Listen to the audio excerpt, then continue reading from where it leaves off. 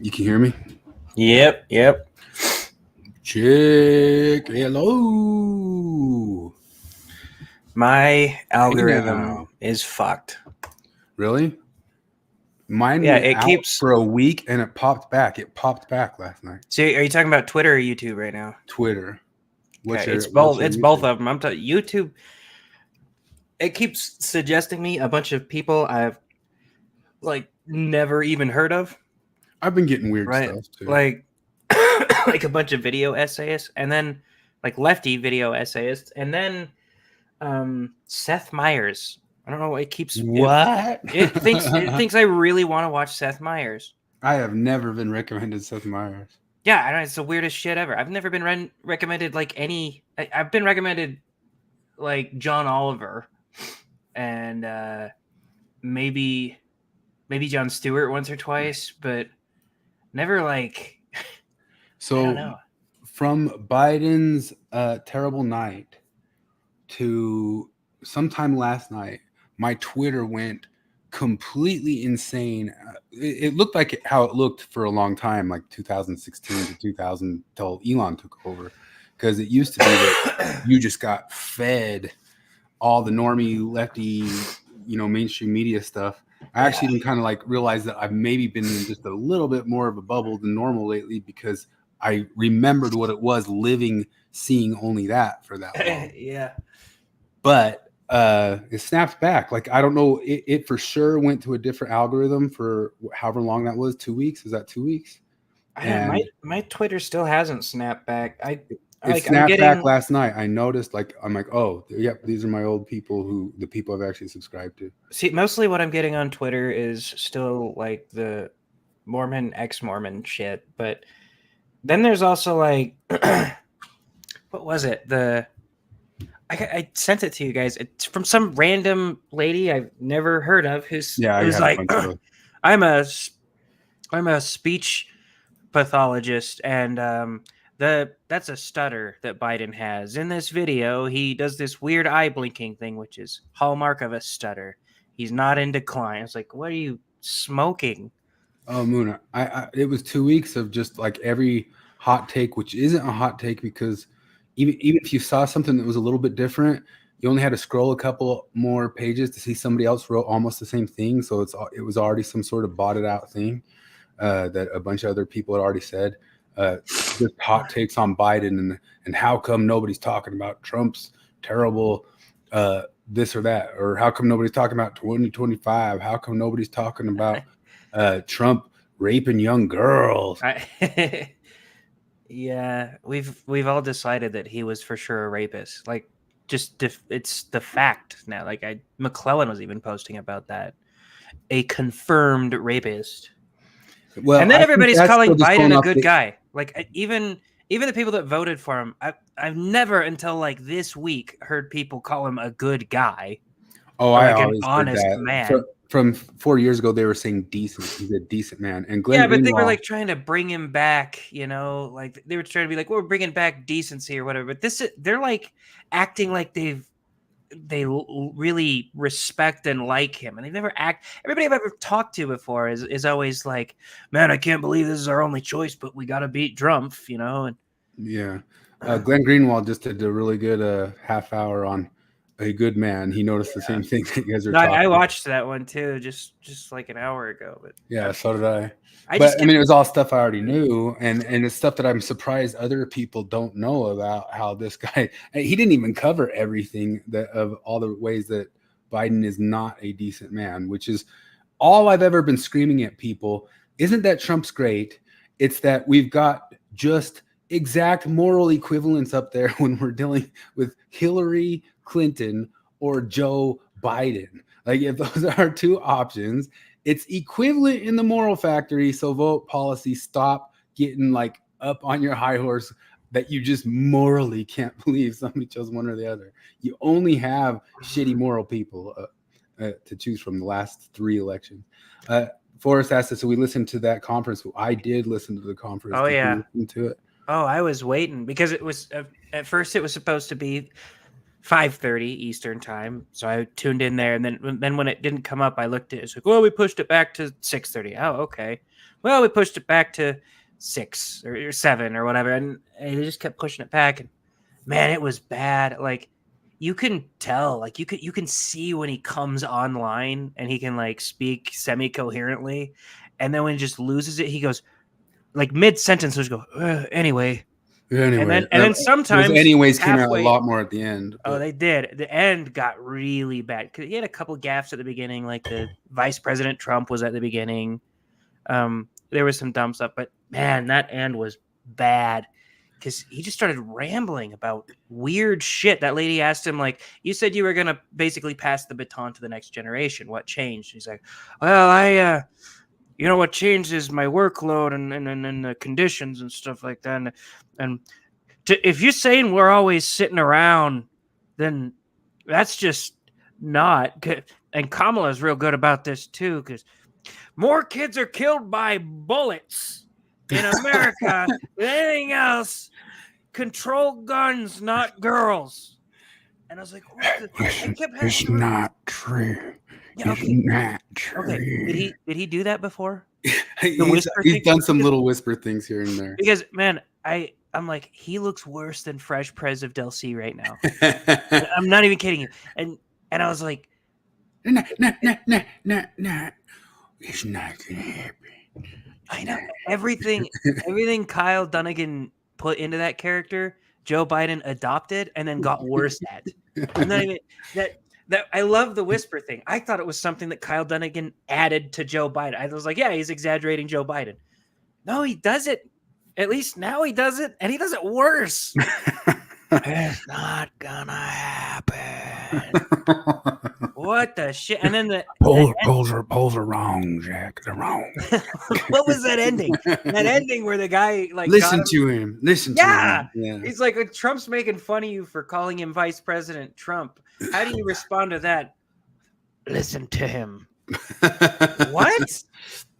I think what he's doing, if I'm going to steal man, I think he was saying, "Listen to this jackhole," and he was referring to the reporter. I guess. Listen to him. Listen to him. He turned around and he had like his face looked like it became a person again, and he was looking full snarky, like he had just dropped the mic, and his boys were in the background, like, "Oh, got him! I got that guy. I got him again." I kept having to rewind it. Like I kept having to go back because he's slow as hell and he sounds like he's drunk. And I'm like trying to figure out if I missed something because I kept finding myself spacing out. So I did too, and I was in my head like, am I listening for gaffes so hard that I'm not listening to him, and I'm not being fair that maybe he is saying something coherent. But then the people reporting afterwards said that no, I didn't follow what he was saying on a lot of that stuff. No, he went off on a weird rants, man. That's it. What's so weird about this is like all this stuff we've been talking about forever about the weird fine line between off ramps and gaslighting. Yeah, the off ramp is you got to let people get off of their crazy things that they've been saying somehow, and the way they get off of it is like you got to give them some grace to say, maybe I wasn't so crazy. Yeah. I wasn't so crazy, but it's real close to gaslighting. The people just being able to say, I didn't say nothing at all. And I remember like when all the Russiagate stuff just came out as definitively not true, and my friend who I had like yelling arguments with him about it that was bullshit. He came walking into like the house. He's like, "What?" I'm like, "Well, you hear the Russia stuff?" He's like, "What? No, what?" Well, it's nothing. He's like, "Oh, well, I never cared about that." I just like, what? And this is sort of the same because there's all this stuff of these people pretending like they just barely noticed. It's just barely come out. Oh my God, the Biden's like this, and I kind of feel like this is what my afterlife's gonna be. Like we're gonna die. There's going to be like some sort of God and we're going to live on, right? Or something like that. But it's not Mormonism. And all the Mormons are going to come up to me like, hey, man, hey, you remember all that Mormon stuff? Like, Well, I wasn't in that Mormon stuff. We were talking about Mormon stuff, man. It's just gonna be like I'm gonna have to give him an off ramp in heaven, man.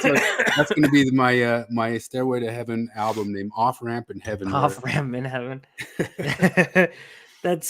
I'm bad at off ramps, man. I need to be better at them, but I'm like every time somebody acts like they weren't like, I don't know what you're talking about. Like, yeah, I thought that the lockdowns were stupid too. You shut your fucking mouth. No, you didn't. We need to have COVID amnesty. What are you talking? No, you wanted me to lose my job because I didn't want to get injected for something that I already had and got over and was very non-lethal, especially to me. Oh man, did you see the clip of Affleck's kid? Oh, I might have. I don't know. They all have insane kids. Yeah. She went and like gave like a little speech at the Oh, I guess no, I didn't. California's a city council somewhere in California. Hold on. Here you go. A post-viral condition in 2019. I contracted a post-viral condition in 2019. I'm okay now, but I saw firsthand that medicine does not always have answers to the consequences of even minor viruses. The COVID-19 pandemic has thrown that into sharper relief. 1 in 10 infections leads to long COVID, which is a devastating neurological cardiovascular illness that can take away people's ability to work, move, see, and even think, and exacerbate our homelessness crisis, as well as the suffering of many people in our city. It hits communities of color, disabled people, elderly people, trans people, women, and anyone in a public-facing essential job the hardest. To confront the long COVID crisis, I demand mask availability, air filtration, and far UVC light in government facilities, including jails and detention centers, and mask mandates in county medical facilities. We must expand the availability of high-quality free tests and treatment, and most importantly, the county must oppose mask bans for any reason. They do not keep us safer. They make vulnerable members of our community less safe and make everyone less able to participate in Los Angeles together. Thank you. I bet this dumbass called me a conspiracy theory before, or a conspiracy theorist. Yeah. Like that. Wait, so is it bioengineered to kill everybody that isn't a straight white man? I guess, man. I mean, we already knew from like the BLM riots and all that stuff that it wasn't contractable if you were rioting for a good cause. Yeah, no, I get that, but also like we take the woke for granted so much that we just don't even care when it like folds over on itself and you say just insane shit like this, because like you can make some convoluted weird shitty arguments about like systemic racism and patriarchy and all this shit like that, but you can't make an argument that COVID is worse for like it just so happens to be also worse for all the people who are systemically oppressed. Like, is it engineered that way? That's just absurd. That's just like icing that you can tack onto anything to make it sound like you're a schmackademic since 2012, I think. Yeah. And whenever that moment changed is the moment that schmackademics changed forever. Do you remember some of the lists that Glenn Greenwald went through about Biden, the good man? Yeah, I know. He was talking about like locking people up for at least 5 to 10 years for crack, and then the second Hunter gets caught with crack, well, you know, he's a good man because he loves his son, but he wanted to lock up and throw away the key of every other kid for 20, 30 years. Flip's coming. He's just running. Oh, somebody summoned him in, and there he is. Boom. You already missed this look at Ben Affleck's kid freak out about COVID masks. But now I saw a report of it, but I didn't see the freaking. You did it? Oh, you wanna see a little bit of it anyway? Should we watch it one more time? Just go for it. So yeah, who's letting the Affleck kid out? I don't know. I'm just saying, I don't think celebrities, once they reach a certain amount of famous, should be allowed to have kids. Yeah, that's probably true. Like this is an AFAB, right? No. Yep. That it has to be like true that you always like thought when we were young, when Hollywood seemed like this far away distant thing and like the golden apple or something. But man, oh man, if I had to trade in Hollywood stardom that Affleck has had to both have this kid, he also has another kid that's a trans kid, and also be married J-Lo. to Jennifer Lopez, I would be like, no, I'm good. Like, I will stay in obscurity forever, never. I do not want his life. No, thank you. Saw firsthand that medicine does not always have answers to the consequences of even minor viruses. The COVID-19 pandemic has thrown that into sharper relief. 1 in 10 infections leads to long COVID, which is a devastating neurological cardiovascular illness that can take away people's ability to work, move, see, and even think, stands to exacerbate our homelessness crisis, as well as the suffering of many people in our city. It hits communities of color, disabled people, elderly people, trans people, women, and anyone in a public-facing essential job the hardest. To confront the long COVID crisis, I demand mask availability, air filtration, and far UVC light in government facilities, including jails and detention centers, and mask mandates in county medical facilities. We must expand the availability of high-quality free tests. How does this not look like some sort of polygamist wife or something? Wasn't Trump remember when Trump was a crazy person for suggesting using ultraviolet light? Yeah, that came out this week, the ultraviolet light. You mean injecting bleach? Yeah. Oh, that's right. He wanted to, and that's right. I forgot. He proposed a law. If I remember, it was an executive order injecting bleach into every firstborn baby, as long as they were Mexican or gay. Yeah, I remember now. Yeah. So stuff came out actually this week, some extra stuff about what he was talking about. Yeah, there's an actual thing where they it was an actual thing. And it was a thing that they were just talking about in the meeting right before he regurgitated it that whole entire time. So as Scott Adams says, they've just like had a long list of hoaxes. And man, oh man, like I could just like imagine like what if this like election was just ran honestly? Like honestly, like I think if it was all just ran honestly, it would probably be pretty similar in like who's voting for who, but at least we had like an honest population. Like, yeah, you got turd sandwich or giant douche, you know, but at least we aren't gaslit by our press. It's like I don't know. Because I just don't know that many conservatives. So like I don't doubt that there are those like cultist, sycophantic Trumpers that. There, you know, I'm sure that people exist that fit the stereotype at least a bit, but I've never actually met one. Like everyone I've known that's even loud about voting for Trump, like, you know, for example, like, you know, in the left-wing straw man is that, you know, like these Christians actually believe that Trump is a chaste and honest man. It's like, no, they don't. They don't believe that. You know, like they're very open about like, no, we think the guy's a turd. We're not voting for him because we think he's a good Christian. This is politics, you know? But one of the arguments on the other side always is that Biden is a decent man. And I just go like, what? Exactly. Like how do you know he is not? Like what sort of information are you guys lacking? You guys know in like 1988, he lied across the board about his academics. He lied. He had a bunch of...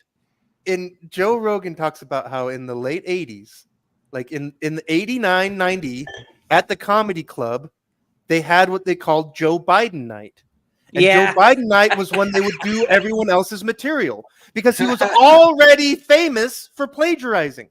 He was already so famous for plagiarizing by 1989 that it was a joke amongst comics. When you do someone else's jokes, you're doing a Joe Biden. Well, there was that little bit that we pulled up once by Robin Williams where he was joking about Joe Biden in the 80s and plagiarism. But there's another thing where he claims that his family was killed by a drunk driver. The guy was not drunk. That's complete slander. The guy has asked him openly to stop it. He acknowledged openly and then repeated it again later. Like the person who was in the wreck that killed his wife and kids was not drunk when that happened. And then he goes around saying that he is the victim of drunk driving in America and that sort of stuff. And another one of his huge lies. And he was one of the greatest grifters ever from credit card lobbyists. The thing he was most famous for forever was credit card lobbyists and credit card predatory lending type stuff with that. And then there's also just this wonderful, like, just one of those things where it's hilarious to me that leftists, like, it doesn't even register them, but it goes for so many of them, is how the guy has been a congressman his entire career. It's like the only job he's had is congressman. How is he worth millions and millions and millions of dollars? Simply, just where did the money come from? The guy is obviously an influence peddler. And that thing's like peddler and foreign money peddler. Yeah. And that thing's like, and this was all just obvious, just on the circumstantial case, like just circumstantially, he's an influence peddler. But so then the laptop happened, and the laptop is real, and the FBI has said it's real. And so we now know conclusively that Joe Biden is an influence peddler. He takes bribes. He involves Hunter Biden in business dealings that are clearly under the table. Like, people say if you read Ashley Biden's diary, that he also sounds a whole lot like he might do inappropriate stuff to his own kids. And there's even stuff with Hunter and those sorts of stuff that's outside of the board of a. No, it's just amazing. It's like we are still told, we've been told all along that Donald Trump is conclusively a criminal. And I always ask people, like, because people are like, Donald Trump belongs in jail. And I always say, for what? And it's just like everything they go like Trump, like, and meanwhile, for being a felon. but meanwhile, like, again, Biden is obviously a crook. He's like the most just bog standard political Washington crook as ever. And they all do that hatchling thing. Like, what do you mean? I don't understand. It's perfectly natural for a smart man like Joe Biden to make millions of dollars. But of course, he's. Whatever are you talking about? Yeah. What? No, like, it just reminds me, like, like, I'm old enough to remember, like, talking about like Donald Trump and Stormy Daniels and all this crap, and like I'm old enough to remember the '90s when one of the many arguments of the left during, like, because that's things the Republicans were like, look, this is less about the blowjob and more about the fact that he lied to everybody, but the lefties all did this fart sniffing thing of going like, it's so uncouth. Like, why are they even worried about private sex lives of private people like this? Oh my gosh! If you watched that Real Criminal movie with Jennifer Paulson that I told you about, where it tries to show Bill Clinton is almost kind of like the victim of Monica Lewinsky and that that lady. Oh yeah, watch the show and tell me that it's not showing her like that. That poor little just a. Tired Bill Clinton just kind of got seduced by Monica Lewinsky, and then some nosy lady, who's the lady some nosy lady went and bars into their stuff. This is the same side that says, okay, this is an intern versus the president of the United States, and they think Louis C.K. having sex with comedians who are in the same industry as him was him wielding too much power, and that was all before he was fully Louis C.K. power too. Yeah, he was just a working comic. But the president boss of an intern, that's not a power situation. Yeah. Come on. And anyway. And then also just the whole thing there with the fact that, like, because the blue dress, the reason why the blue dress mattered. Yeah, they would have lied about it forever. Because they had already, because they were a full 24 hours into, like, a propaganda machine to smear Monica Lewinsky and try to make her out into a crazy stalker. Launched and done by George Stephanopoulos. George Stephanopoulos was the person hired to go around and smear all the different women who were accusing Bill Clinton of diddling them. And that thing was picking up speed, and it was in full force, and that's when the blue dress popped up. And then all of a sudden they had to put the brakes on it. And just like, again, and all of this stuff where it's like, and I haven't been calling for Bill Clinton's head this whole time. But these are just these shitty politicians. You got shitty politicians who are shit. But that's if you guys voted for them, you guys get them. But stop telling me they're decent, or then stop freaking out and telling me that you're just outraged that anybody could vote somebody else who isn't. I know so many people who covered for Bill Clinton in the 90s, and now they're like, Donald Trump must be executed. He's, that's John DeLynn. That's one of the things I pointed out on that John DeLynn. We need to get rid of the Constitution. If it means saving America from Trump, we have to get rid of the Constitution. Like, they're literally saying this stuff, John DeLynn, all that time later, I pulled it up forever ago, but he put his whole thing like, this is really making me rethink Bill Clinton. Like, we have done something about Bill? Like, oh, shut up, dude. And this was after the Kavanaugh stuff, which was like a complete lie. And you might remember they did try to punish Bill Clinton for it. Remember that? They did try to punish him for that. And the Democrats protected him. Remember? Does everybody remember?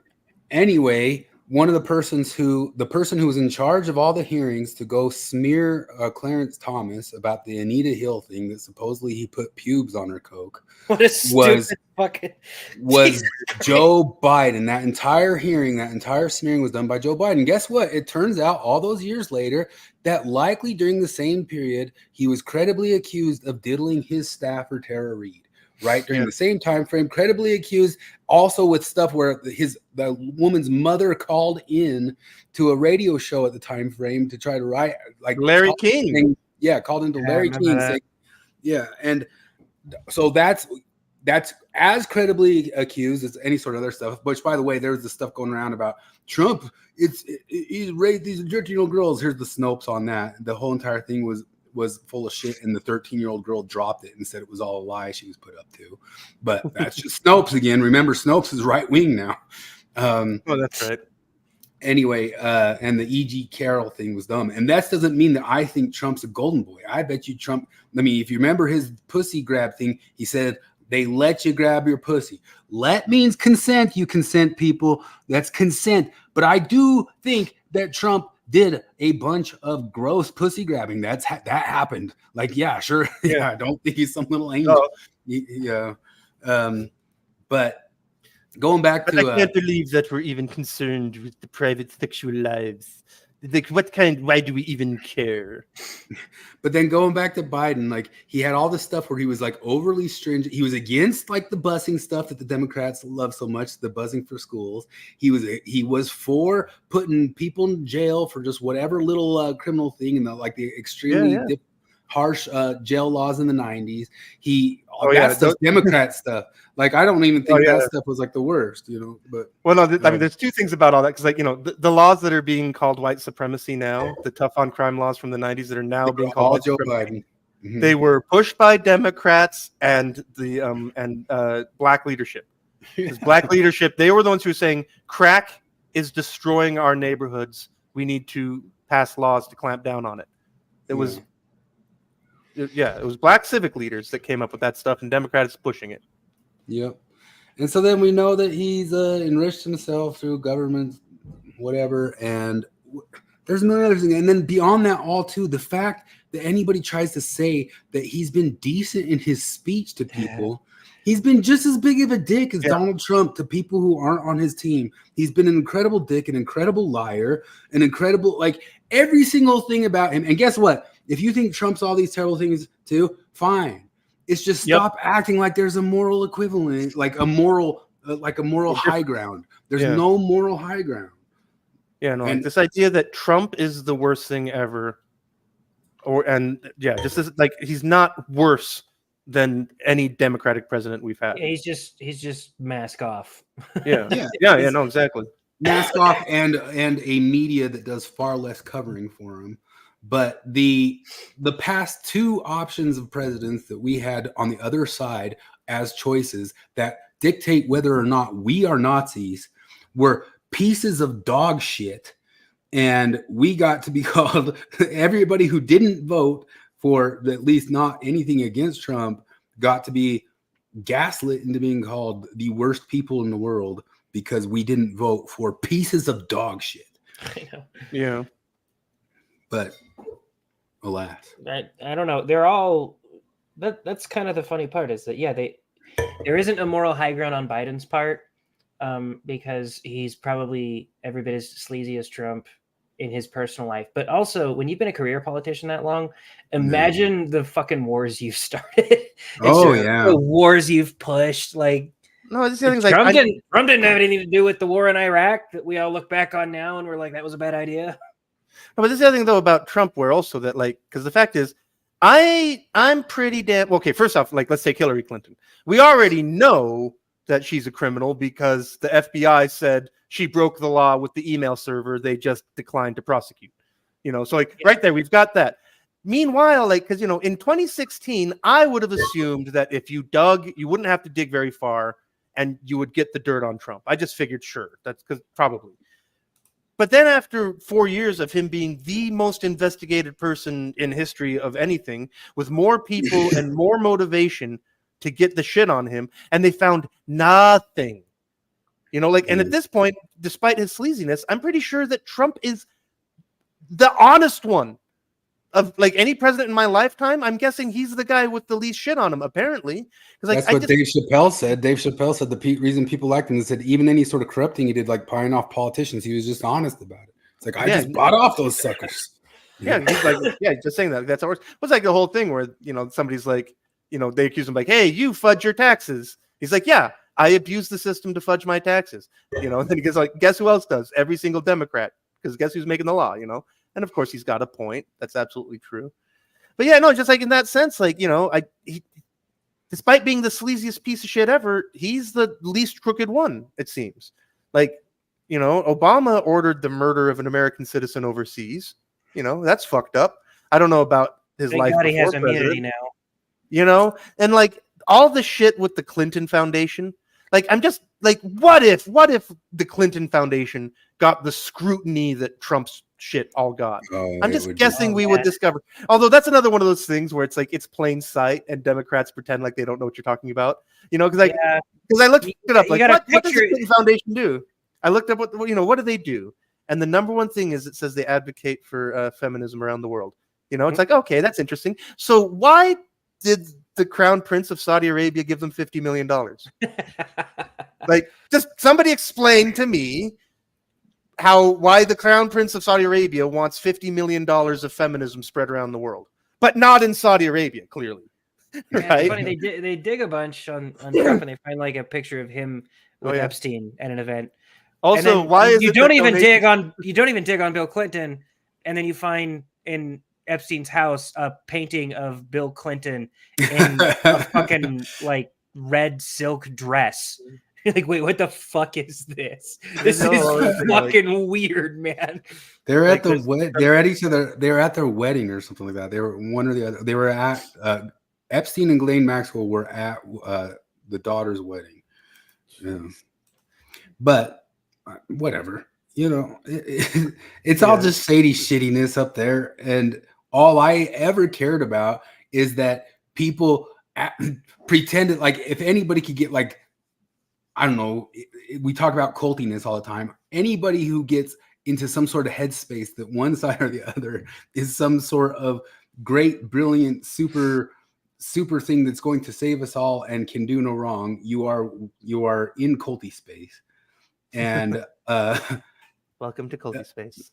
Yeah, welcome to culty space with that. And stop acting like you're like there wasn't one person on earth who I thought was also an Epstein baby rapist murder because they voted Hillary Clinton. There wasn't one person who I thought would also diddled Tara Reid because they voted Joe Biden. Because my brain doesn't work like that. I'm not an idiot. You know, it's so stupid. But anyway, enough on the politics. I mean, all that politics stuff, all that sort of deal is why we are still can't be talked to by Mormon Stories people, or maybe one day with a thoughtful conservative or a thoughtful Mormon, they'll talk to some of us or one of us. Do you see the stuff where they were calling for active Mormons over on Mormon Stories, and Jacob Hansen chimed in again like, well, I've been trying to talk to you, and John says, no, I'm not talking to you. Did you see that? Wait, what? What a piece of shit. Explain this.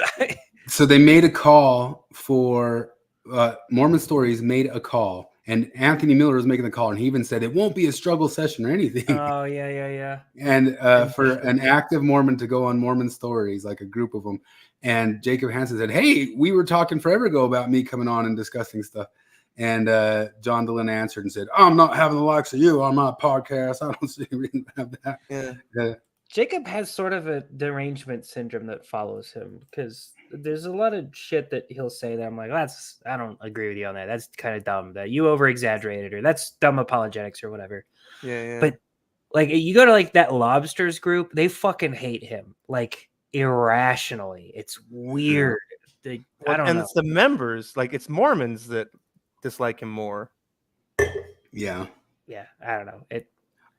I think it just goes back of him telling them that when they're being heretical, which I don't know that he goes all out daring to say that to Kwaku or not, because Kwaku obviously goes down the same path of heretical stuff, because all the lobster guys are just going esoteric heretical, you know. Supposedly that's why he got kicked out of there.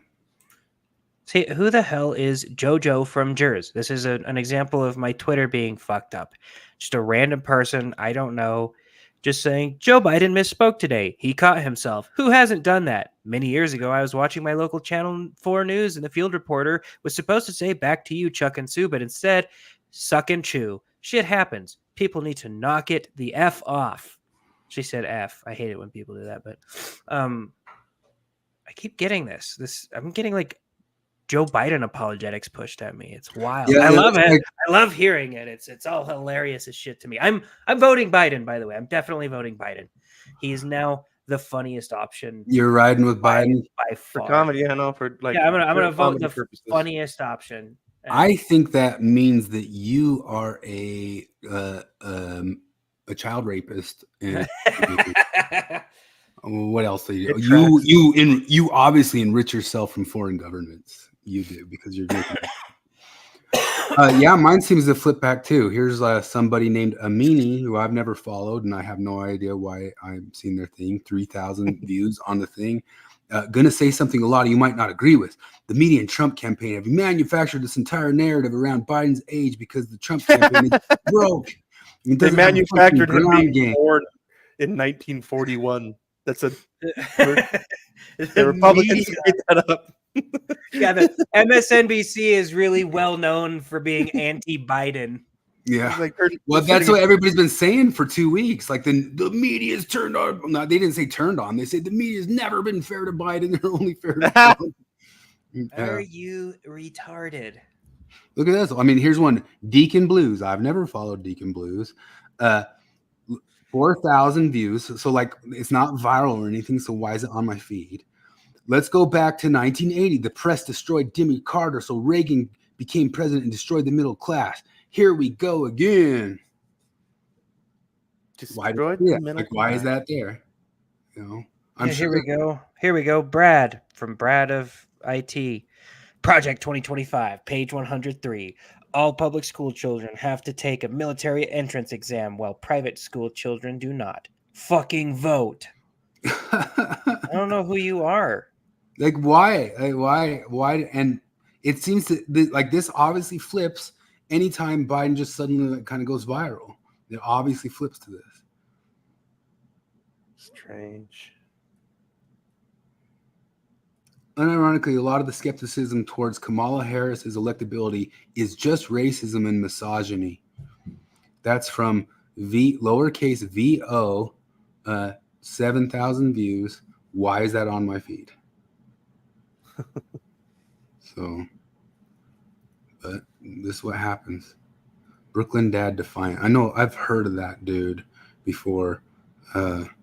Anybody questioning President Biden's cognitive abilities, you can stop that shit now. He stopped this reporter from mischaracterizing what he said about scheduling events earlier, and then he clapped the Trump riding around in his golf cart. Great answer. Oh, man. So have you guys heard of Project 2025? Have you heard of it? The 25 Have you heard of it? The 25 stands for the 25 theses of Hitler's Nazi Party. And the 20 is how many Supreme Court justices they want. Right? Did I tell you about how there was an ex-Mormon group a while back where this guy was like, hey, are you guys getting, I think it was Parler at the time. Are you guys getting Parler? And everybody show me your Parler names. And mine was it was Jared88. And they were like, I got accused of being a Nazi for that because of the 88. Oh yeah, the 14. And they're like, "Why you have 88? Why that's Heil Hitler? That's a dog whistle, you know?" And I was like, "Because my birthday is August 8th, and I've done that on every screen name for my whole life." And they're like, "Yeah, that's a likely story." And I'm like, "Look, I got receipts. I'm not gonna give them to you because fuck you." I think like my name today is because just today. I mean, it's happened 10 million times before, but just today, some Christian accused me of being an alleged atheist. like, yeah, that's right. Oh, you got me. I'm just pretending. What was the context? It's just LDS uncensored. If you push back on anything, you're. That's just because. I mean, Oh, LDS like uncensored is just dumb. It's like, yeah, people just come in that, like, it's the evangelicals come in to grind evangelical axis. It's just like, dude, god damn it, just no, just go away. Like, this isn't the place. You know, that is boring, the place. boring shit. That group is a clusterfuck. That group is just, for me, it's that problem that we have is in civilization, which is that, like, you can't just have open forums without rules, because they just devolve into bullshit every time. Like, if you don't have some kind of hard rules that everybody's got to, like, just rules about content and whatever, then all groups just devolve into bullshit. This just seems to be the thing. Oh, yeah. Michael Malice said one of the worst things ever. He said Joe Biden's got a harder time trying to pick up Joe Biden's scrambled brains than Kennedy's wife did. Who said that? Michael Malice. Oh man. Oh, that's wicked. Yeah. They were also trying to blame this all on Russia stuff again. Came out again that Russia was doing this. Is Joe Biden shitting his pants? Not being able to say words, a Russian psyop. It was Russia that made Joe Biden born in 1941. That was them. They did it Terminator style. By the way, anybody who ever like puts this shit forward can never again make fun of that QAnon? Crazy Wyoming lady. Well, no, the crazy Wyoming lady for talking about the Jewish space lasers. Oh yeah, This sounds just as crazy as Jewish space lasers. Biden fucking blue screens on in a public debate, and everyone's like, "This is a Russian psyop." No, you're what the fuck? What do they do? Like fire microwaves at his brain at that exact second or something? The media told you he's old, and you believed them. You're right. Yeah, so Trump came out and said he has nothing to do with that 2025. I don't know what you guys are talking about. He's hired some people from the Heritage Foundation. It's not like a zero, but no think tanks run anything. They make suggestions. And here's Project 2025 saying, as we've been saying for more than 2 years now, Project 2025 does not speak for any candidate or campaign. We are a coalition of more than 110 conservative groups advocating policy and personnel recommendations for the next conservative president. And Shapiro made a good point on that. And he's like, when did Trump follow the GOP's requests at all in any way, shape, or form? Like, what are you guys talking about? But he made that joke when he was talking to Swalwell. He said 2025 seems to be like the thing that kind of like Tinkerbell, like you guys think that you can like say it and it'll make your candidate come back to life. It's amazing. I'm trying to figure. I like trying to get into people's heads because Flip, you mentioned it a little bit. I always wonder. It's like the guy at work who tries to hit on a woman like really stupidly, and you're always like, I wonder how you pictured that going. It's like, I don't know. I knew this. One of my friends like worked in overtime with this dude where it was just those two. And she was telling me later that he kept saying shit like, wouldn't it be like weird if we just like had sex or something? Like, wouldn't that be funny? And she's like, what? And I mean, I'm just kidding, obviously. I wouldn't do it. And it was like all night. And he'd bring it up like, you were joking, right? Like trying to make her think it was her that brought it up. Like, you were joking about like the other thing, right? Jeez. What? Yeah, and I'm like, man, that guy, what did he think was happening in his head? Seriously, what did, like, she was going to be like, yeah, I want to get on your dick. Or, like, that's the best case. Worst case, she's going to just, oh, yeah, he was joking. I mean, yeah. No, she knows you're being a weird creeper. And that's what I think of when this Swalwell thing, that dude is so funny. I wish he had lasted longer in the race last time. Because, I mean, that was in every direction. But remember when he ripped ass on live TV? That was awesome.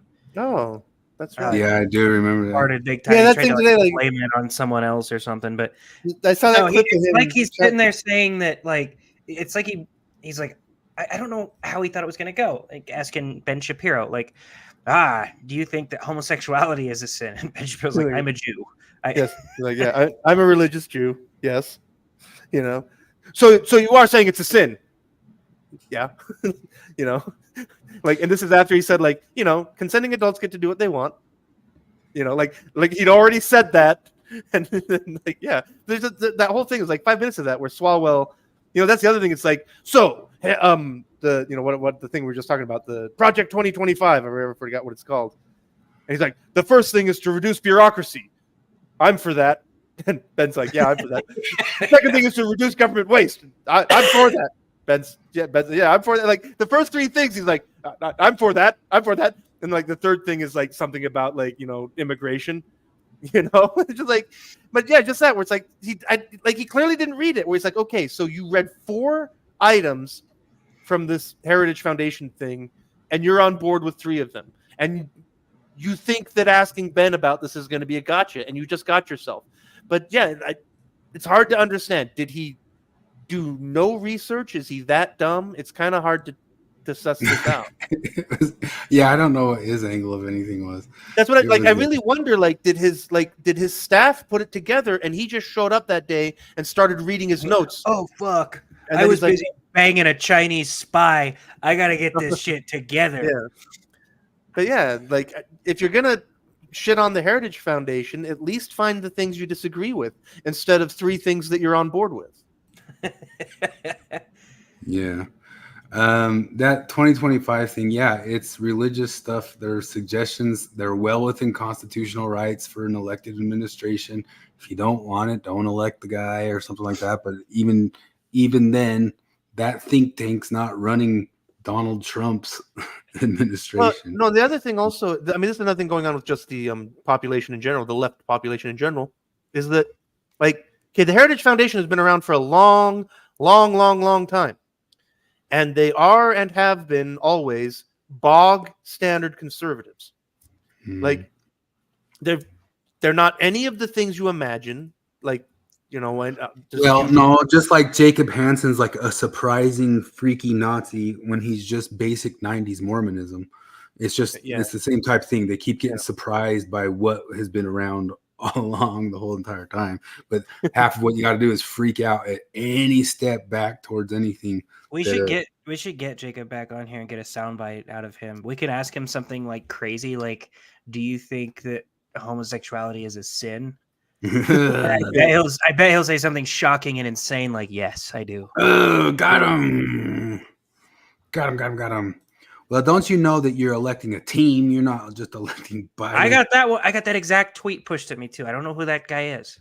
Yeah, I don't know who he is either. Wait, and it's the same. Is that the new thing? Never mind Biden. We're electing a team, not a president. Yeah, they're tacitly acknowledging that. Yeah, we know he's a shell of a person, and he's like a drunk grandpa. Yeah, there's another one of those things. There's other people, you know. Hey, like, remember all the way back 4 years ago, remember all the way back 4 years ago when you were widely accused of using Joe Biden as a puppet to get your agenda done. Thank you for admitting it. Like, thank you now for 4 years later coming out and saying that, and I'll accept an apology for calling me a Trump, a Russian bot, Fox News, whatever. Well, 3 years ago, New Discourse's James Lindsay episode, Biden is not the room. And that's one of the things that I put out to other people saying, because at this time frame, I was still tentatively like afraid to mention or to even tell people that I am not voting for your guys' asshole, just like I didn't vote for the last one. And I put this one out of explaining to people, like, even if you like Joe Biden, you're not getting Joe Biden. And now all this time later, it's like that kettle logic stuff once again. Like, it's not happening. It is happening, but it's good. Not only is it good, it's better that's happening and it should have been this way. In fact, vote for Biden is not the room. I always knew I was voting for a team. Yeah. Biden is not the room.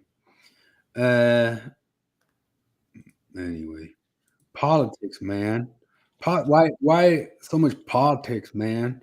Because it's politics. It's religion now, man. It's Mormon crap this week, man. Except whenever stuff kind of starts looking bad on that side, they actually kind of go suddenly silent, strangely enough. I mean, we got these weird rando idiots on Twitter, but actually most of the entire lefties on Facebook and all that sort of stuff who said stuff, they're just kind of more silent, like disappear.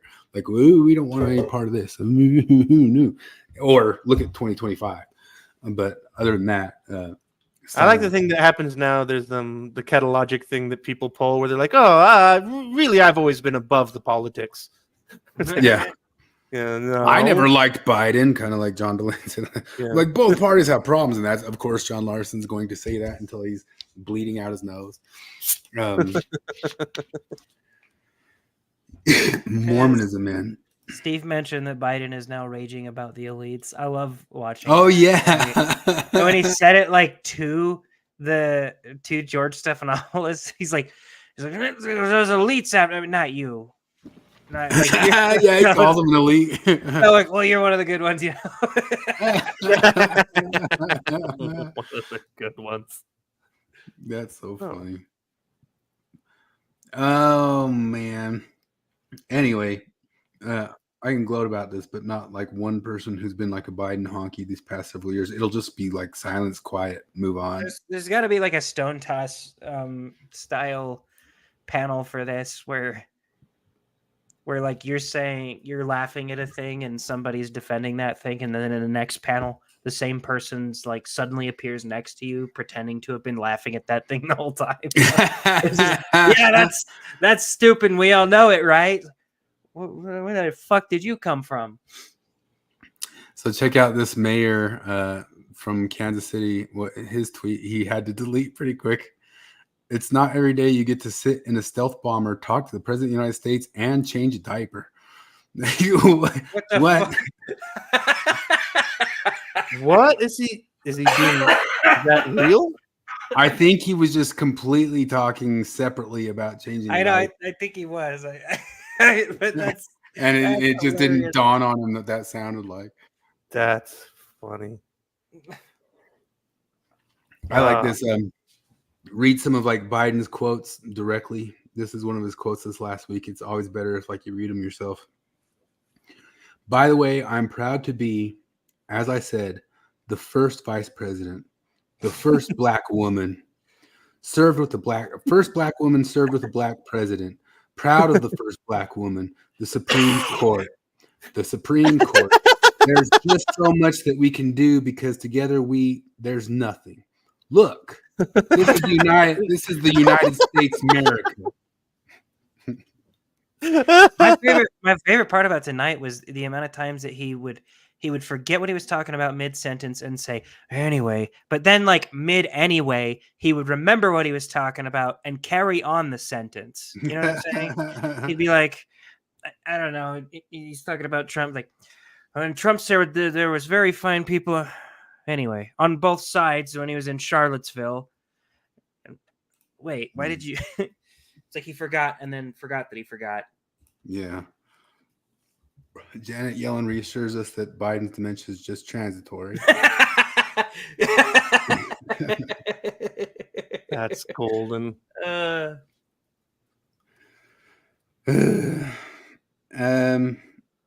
What sort of Mormon stuff do you guys watch this week? Dude, not much. This Biden took over everything. I only watched a little bit of them. Oh, while I'm thinking about it, I did watch from a couple of weeks ago. I didn't watch all of it. I watched a lot of it, but I watched the Joe Rogan interview with Matt Walsh. Yeah, which like a year ago. No, I think it was just he had 11 days ago. Yeah, there's a new one. I have not even heard of this. And what I thought was so interesting about it was because like the first half was them talking about like queer theory shit and what is a woman and stuff. And it's just funny because like, you know, they're just agreeing on everything and they're being totally reasonable. And Matt Walsh seems like totally reasonable. But it was just so cool because the way, what's his name? Joe Rogan starts pushing back on him about gay marriage stuff. Oh, no, that was last year. This is the year old one. Oh, is it the year old? Because I swear it just said 11 days ago. No, you're right. I keep getting like like notifications from YouTube of like a Joe Rogan thing, and I think it's because that was when he was still with Spotify when that came out, and so now he's getting around to releasing them on YouTube. Oh, at any rate, I just thought it was really funny watching because He couldn't like answer the question of because at the beginning he's talking about he's talking about how just asking people the simple question of what is a woman, and they become flabbergasted and end up exposing themselves and all that stuff. And she's like, well, yeah, Matt. So and watch what he did to you with the gay marriage thing. Because Joe Rogan just dances around and just like, no, dude, this doesn't harm you. It doesn't do anything. And and Matt Walsh ends up just having to continually repeat himself, going like, well, no, because it's about babies. And it doesn't matter how many times that, Joe Rogan's like, well, yeah, except for all the times that it's not about babies and you're fine with it. So, Matt Walsh, really fascinating to watch that all go down like that. He kind of rose to like mainstream prominence with the whole trans debate mostly because that debate's just so easy. Like what is a woman? It's a brilliant idea because it was a simple question and they fall all over themselves trying to answer it because it's a statement of faith. It's not a statement of anything reality based. But he's got some pretty dog shit takes, like he's. Oh yeah. I mean, his argument against Michael Knowles are kind of just like hardcore Catholic trash. Oh yeah. Well, like even not that, like he starts praising like what's that? Is it Singapore where it's like illegal to chew gum or whatever, and where they will publicly cane you for doing drugs or whatever. I remember one time he's like death penalty for a pound of weed. Yeah, well, I remember this one time he's praising this guy who he went and murdered the guy that he thought killed his daughter, and he's like, yeah, that's any good dad would take that into his own hand. This guy's father of the year, blah, blah, blah. And then, while, years ago, raging against people who didn't give Kavanaugh due process, well, then it turns out it was the wrong guy. Like, this wasn't the guy that killed his daughter. So he just murdered an innocent man, and Matt Walsh is praising impulse vigilante justice. Yeah. Yeah. A lot of dog shit takes from Matt Walsh. Yeah, across time. This is the claim across time. The Russian government has launched a whole of government effort to influence the outcome of the U.S. presidential election and favors Republican candidate Donald Trump in the race. Senior U.S. intelligence officials said Tuesday. What a load of shit! How dare you? Yeah. That's the thing. Like, this is one of those things where it's like, Russia doesn't need to do anything. Putin's just probably sitting back going like, wow. That thing's like, I don't know. I kind of get the feeling that if Putin started showing signs of dementia, like there would be no conversation. Yeah. Like Ruskies would just sort that out. Totally. The boys got just as shitty this week, like on the nose shitty politics. I've never seen a single Boys, so I'm always a little confused when you guys talk about it. The first season is really good. See, I know that the Red Letter Media guys liked it a lot. Oh, by the way, today out in the wild, I saw a guy wearing a lightning fast VCR repair. Oh, did you? Oh, really? Yeah. I guess they sell the patches. They don't sell shirts, but they sell, so you can buy the patches. They sell the patches. So he bought one and sewed it onto a work shirt. And yeah, it looks just my like friend's the real got one. a sticker on one of his guitars. That's funny. I just had abortion mansplained to me by a guy who refuses to be alone with any woman who is in his life or mistress. I just got mansplained abortion by basically Mike Pence, except this Mike Pence actually cheats on his wife too. I love Jared, how you that's missed the end of last week where I wanted your take last week on when we pulled up that John Larsen was able to say that all people who are pro-life are not just baby killer or not just misogynist women haters. Did you hear that? Really? portion? Not all of them? I didn't hear that. There's two good ones, right? It's what he had said. We pulled it up at the very end after you had left, and I'd been meaning to like. Oh, that's right. I remember now. Let me see if I can get there real quick. Meditations on God. It's A rare, nuanced take from modern Larsen. yeah. I can't tell. Oh, what order are these in? They're not in. Oh, he does live. Yeah, they're lives. There you go. Okay. More. Yeah, Flip, if you watch The Boys, I would watch season 1 and 2. 3 was still pretty good. It was pretty good. But it was starting to... The bad guy was cool as hell. Well, the first season kind of does a bit better of joking on both sides, like the whole entire thing of like woke capitalism, woke corporate.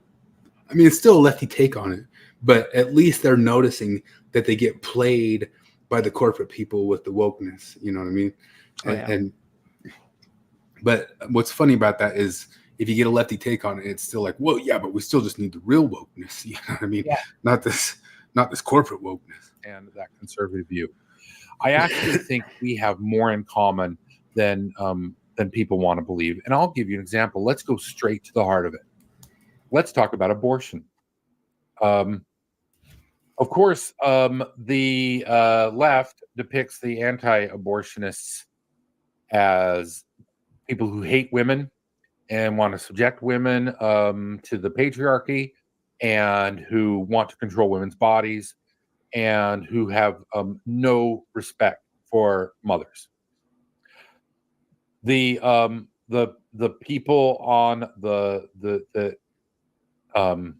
that's the way that sort of the left depicts the right. The right depicts the left as murderers, people who want to kill babies, and they even go so far, the extremists, to say, you know, the extremists on the left will say they want to imprison all women and create some kind of a you know, like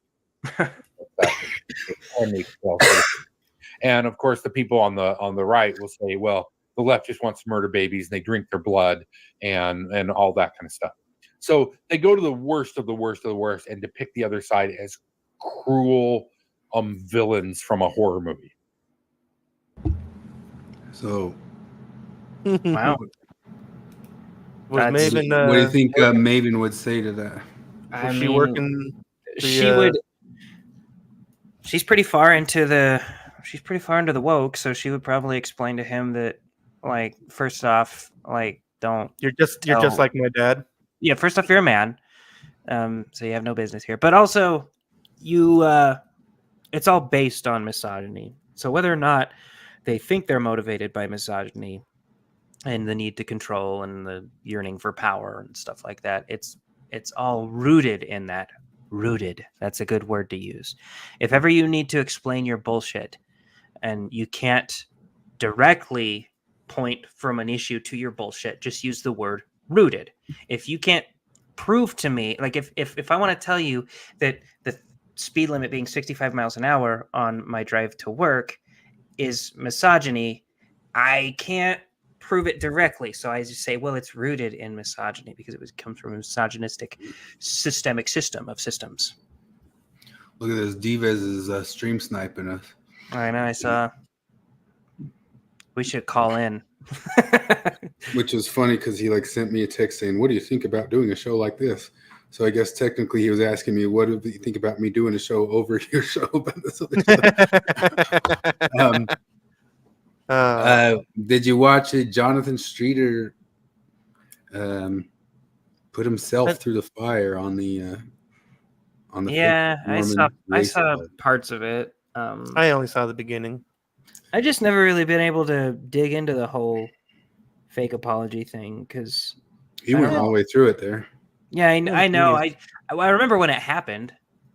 I didn't remember. I was out of touch with Mormonism at that time frame. I had a spell where I got away from it pretty darn good. I barely had a spell. See, because like, and then I met you bastards. Like, whoops. I was pretty. Well, it was. I don't know. I went through my whole thing, and then Morgan left it, but by the time Morgan was like, she had her channel, and I would get on there every now and then. But I didn't think about Mormonism hardly at all, really. And then they started going even crazier than normal, and I'd get in fights on on ex-Mormon channels. And then Jonathan started talking to me, and he was like, "You should check out Chris Hanna's channel." Well, fuck. I guess I have to know about Mormonism again. Yeah, I mean, I guess I just got back into it too, and I really just did come in around seeing wokeness seep into both sides of it. Although I'd been seeing it seep into the ex-Mormon side forever, but what really tripped me out is when I saw it kind of start seeping into the believer side of things. I know.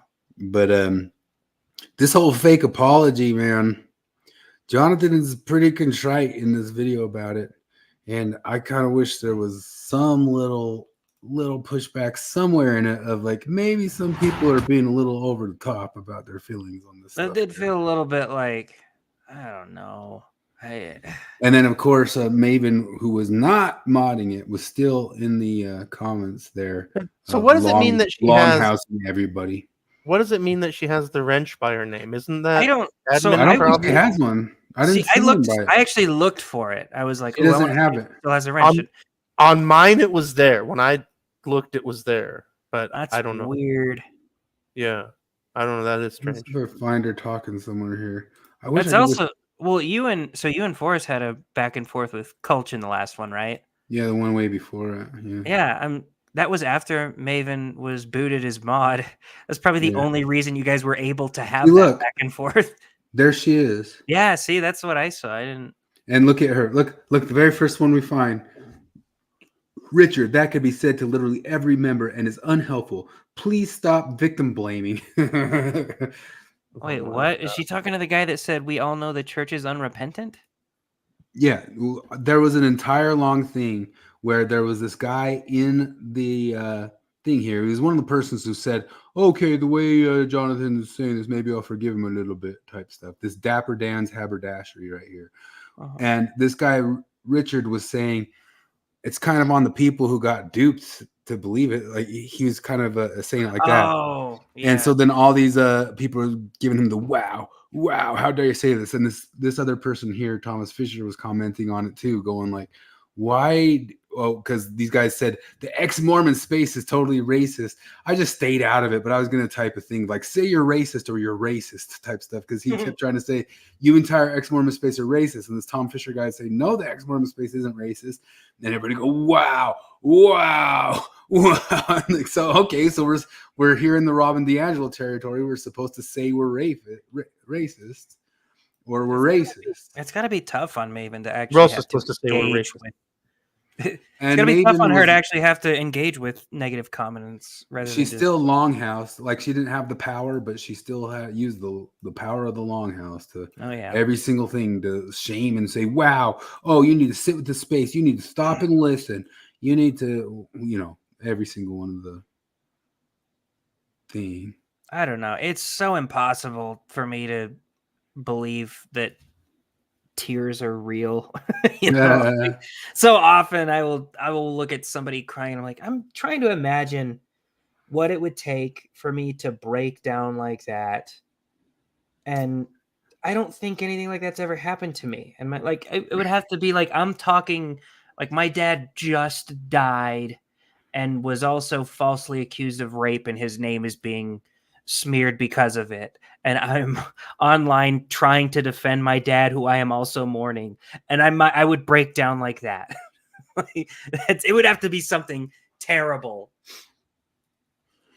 Yeah, I can't imagine. When I was young, a young LDS person, and sorry if this is a criticism of the Black consciousness and all that sorts of stuff, but everybody really, really, really wanted me to identify with the poor put upon pioneers. And my brain just couldn't do it. Like I'd be like, I could feel bad for the pioneers of like, that sounds terrible for those people way forever ago. But there's something we is like, all what the are you trick talking stuff, about? you're supposed to understand it and personalize it and internalize it and all that stuff. And I just couldn't. I'm like, it's not me. It was them. It's not me. It was them. I know, it's because you're a wacky individualist and you you don't have collective pride nor collective guilt. I don't know. I guess you can have pride in the people that got, like, you can have appreciation and gratitude, but they always told those like, even stories about our whatever. ancestors. Like, can you believe that? You can see Cardin tries to get all emotional about it sometimes, and I don't think it's real when he does. He's like, it was legal to kill a Mormon. I don't think it's real when 70 something. I don't think it's real when anybody does. Like, if you're talking about something that's some sort of cultural or traditional or past thing, that, like, some wrong that happened to your ancestors or something like that. Even just my grandpa, horrible stuff. My grandpa, they went through World War II. I didn't go through World War II. Like, I don't have any sort of valor for that. And I love World War II stuff, and I look at it and I sympathize with it, and I love watching Band of Brothers on stuff. It's like, oh my gosh. And I in no way go, that was me. Like that. I know, but I think it's because you're weird, right? I'm starting to either you're weird or you're honest about this. Those are the only things. And I'm starting to think maybe these people are honest and we're just weird, because I remember, like, I couldn't get worked up about that either. Like, anytime somebody said we, and I'd be like, we though, like, we were driven across the plains through freezing cold and most of us died on the, what do you mean us? Yeah. You weren't there. You didn't do any of this. I'm proud of those ancestors that did it. I guess I'm very grateful to them, and it's amazing. Yeah. I love hearing about their stories. It is harrowing, and it's cool, and it's history, but it's not. I can't say we, because I'm like glomming onto some glory that I haven't earned. Well, it's like well, how'd the Jazz game go last night? We won. Like, I don't get sports. We watched. We ate Doritos and drank beer. Like, they won. See, that was actually what I was thinking of when I used to make fun of people so much for saying we when they're talking about their sports team. And I've just decided that maybe it's good for them in a way to talk about it like that. And maybe I just need to shut up, because nobody wants to hear me say, you didn't do anything. You didn't pass the we. What do you mean we got a field goal in the last second? Like, no, those guys didn't. I don't know. Maybe I should just shut up, but I can't understand it.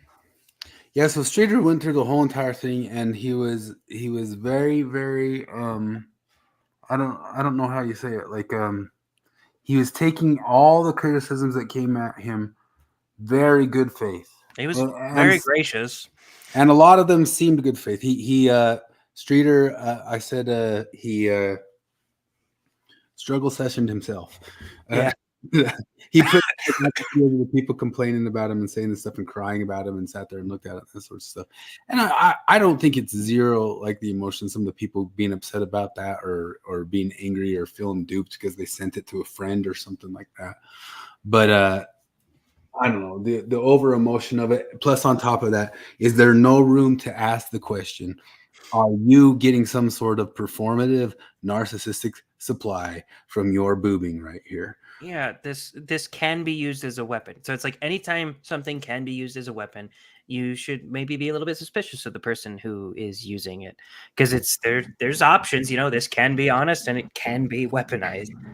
Anytime somebody is crying into a camera, oh yeah, that is, and that doesn't mean, of course, every single time a camera's been there when somebody's cried that it wasn't real tears, but it's just time to question those tears a little bit when you're crying for a camera.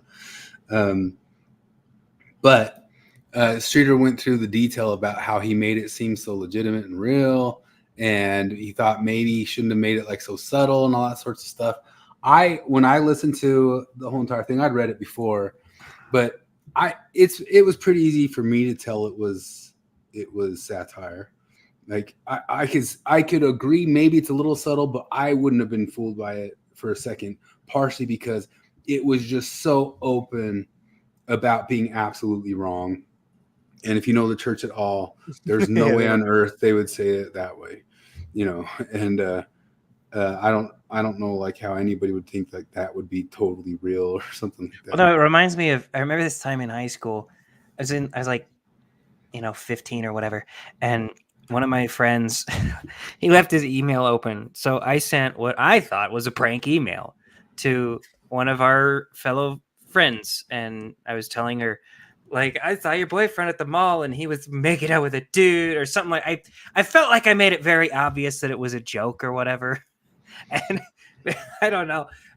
I wasn't even trying to make it believable satire. And then the guy wanted to fight me. He's like, you tell her that I was gay? You tell her that I was cheating on her? And I was like, I thought he was laughing with me.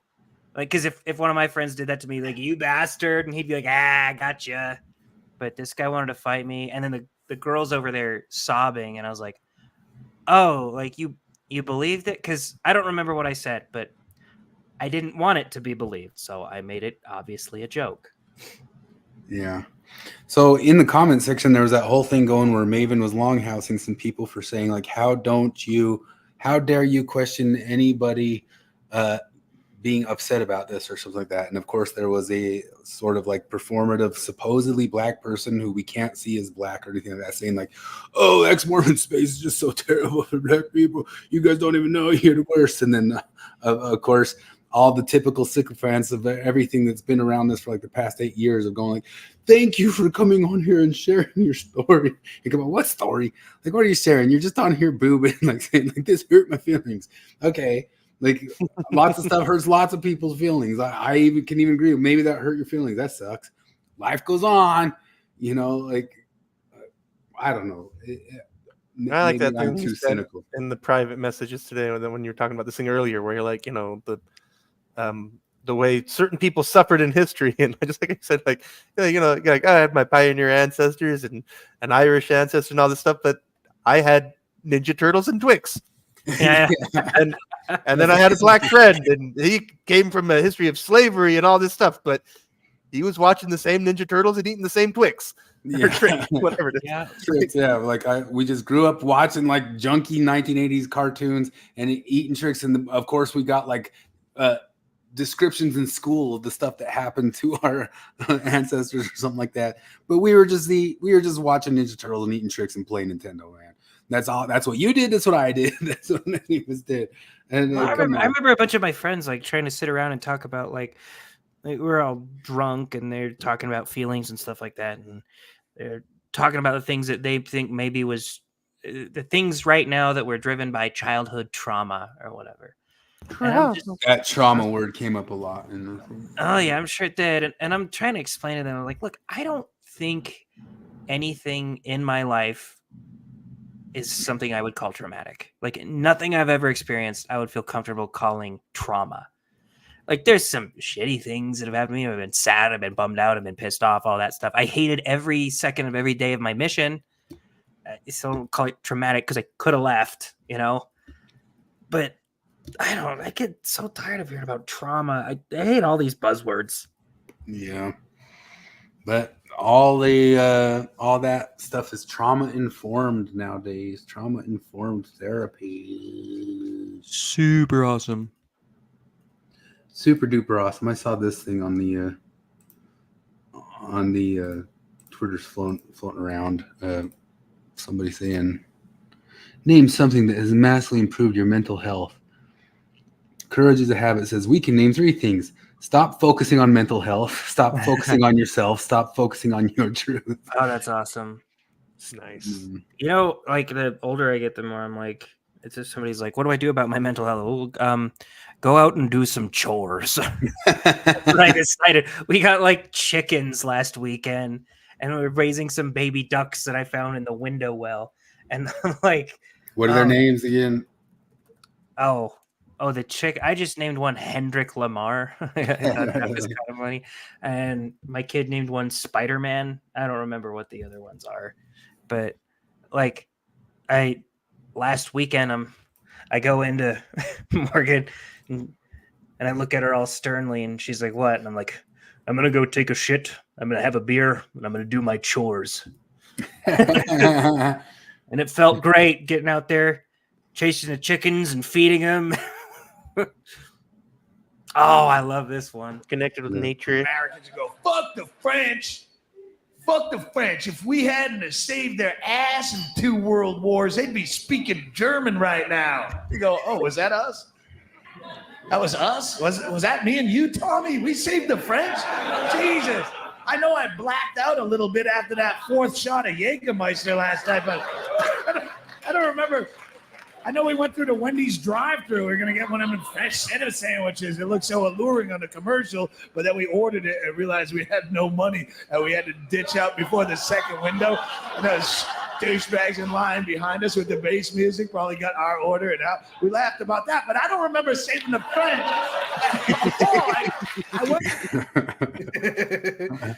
Yeah. There's some stuff you could do to better your life, and do you want to know what it is? I'm not gonna like it, am I? It's gonna be. Why do you always think that? You're about to call me. You're about to call me autistic. Oh fuck! You could live Life is Art by John Larsen.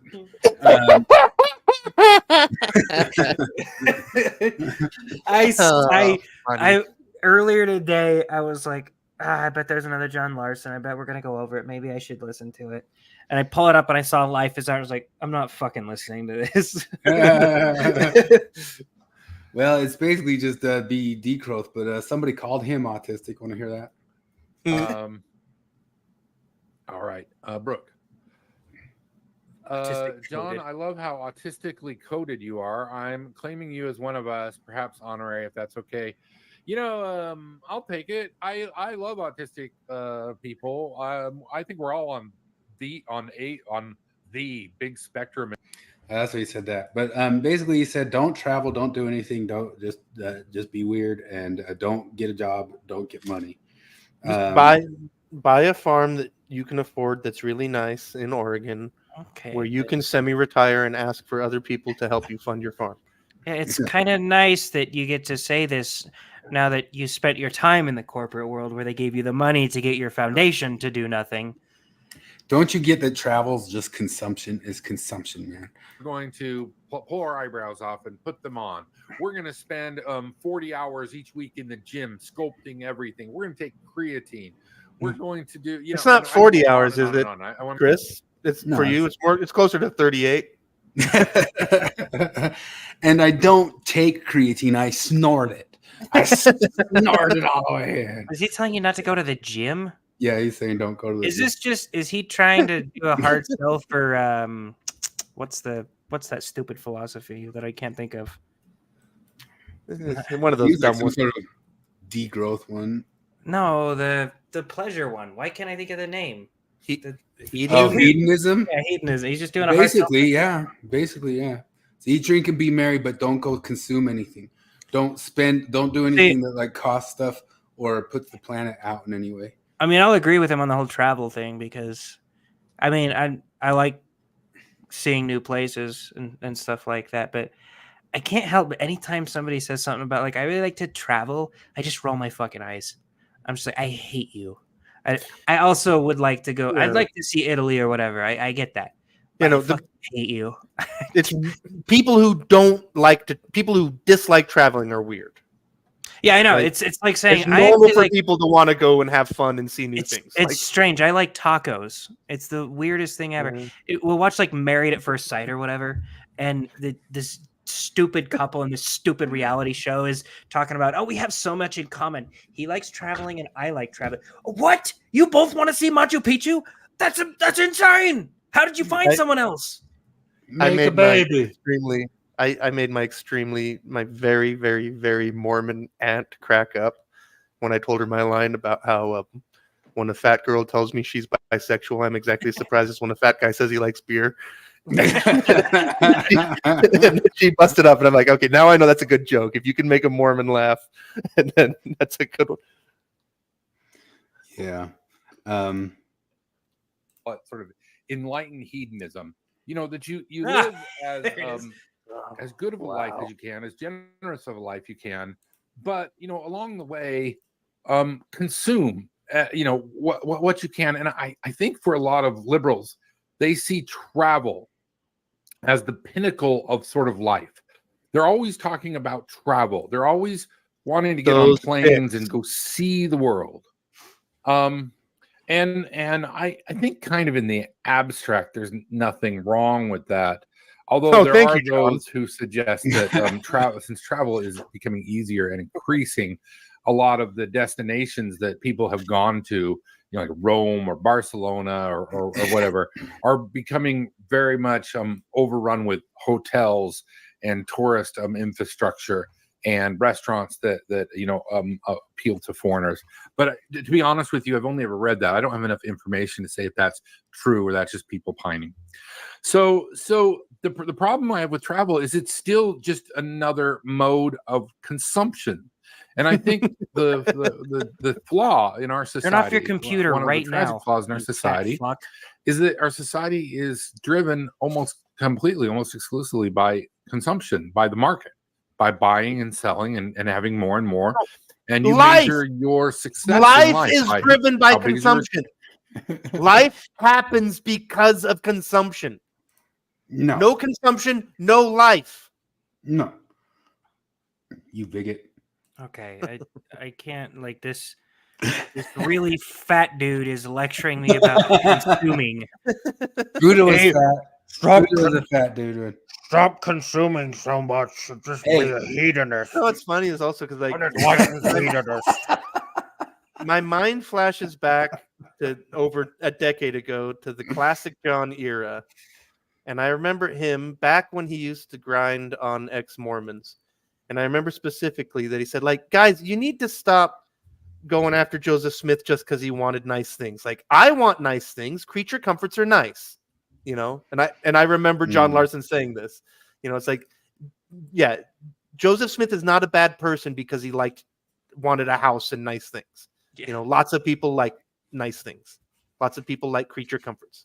And it's just amazing because fast forward to now, and John's telling from his hobby farm. I need to stress that from his fucking hobby farm that he afforded after a life in corporate jobs is telling other people, don't see Rome. Yeah. Says just instead, like, do stuff like totally like rearrange your house, like paint the wall a different color, and some of that like seems kind of like let them eat cake stuff too, because like guess how many of the younger people aren't gonna ever own a house that they're able to like paint the wall in or something like so that. This feels like, I can't remember who it was. I think it was Patton Oswalt has this funny bit on Amish people, how they're talking about it. Like, a lot of people say that Amish are against technology, but that's not actually true. They just think that the perfect amount of technology was like in 1810 or something like that. Yeah. And I'm like, that's why I say I'm 1990s Amish. I'm 90s. Yeah, I know Amish. they don't have. It's not that they shun technology; it's that they think it peaked right here, and that's where it needs to be. So where's the peak? Like, where can you consume? Because there is an amount of consumption that you need to do. What's the sweet spot, John? Because you're streaming this on a laptop with a nice microphone. All things that you consumed. There's a lot of things that you consumed in your chins, right? There's a lot of, like, you consume this hobby farm that you have. How much consumption? Like, is it just where you stopped, or is it after that? Yeah. We know Rome is past the limit. We know that, but where's the line? I got to do a artistic thing though, and because that joke is a good joke and it is a joke, but the true reality. You're gonna tell me the actual about the Amish thing. Yes, the actual thing about the Amish thing. It's not about technology itself. It's about connection to the world and reliance on it. So like, that's the thing is like, so they will use generators, they will use electric batteries, they'll do that kind of thing. But the idea of having like wires, like from the government that connect to your that connect from the city to the world, to your farm, to where you are reliant on the world, that's where they draw the line, So different Amish groups have very different opinions, because that's the other thing is like, there is no the Amish, like basically every Amish family, clan, whatever, they end up setting their own rules. But that's the whole thing with technology is just that. It's not about technology. It's ultimately about connection to the world. Have you ever watched Popstar? No. Yeah. So it's fucking awesome. That's an Andy Samberg movie where it's like a mockumentary. He's a boy band that he's basically Justin Timberlake, who he's in a boy band and then they break up and all go solo, but he's the only one that's really successful. And they find the third member of the boy band when they're trying to get back together, and he like went and shunned life. And when you see him, this is what I picture myself being every time I say something like I need to go live on a commune or whatever. Because I get that you're describing the Amish to me. I'm like, man, I should be Amish. That'd be awesome. I picture myself looking like this boy band guy that went to start his dirt farm or whatever, and they go to find him on his farm, and he's got this scraggly beard, and he's just like hammering at something. Like he's not building anything. He's showing him the wood carvings that he does, and they're just terrible dog shit. He clearly doesn't know what the fuck he's doing. He's just got millions of dollars from his boy band days, and he's LARPing as a farmer. That's funny. Hold on. Look at this. I like this. This is Joe Biden holding on to power.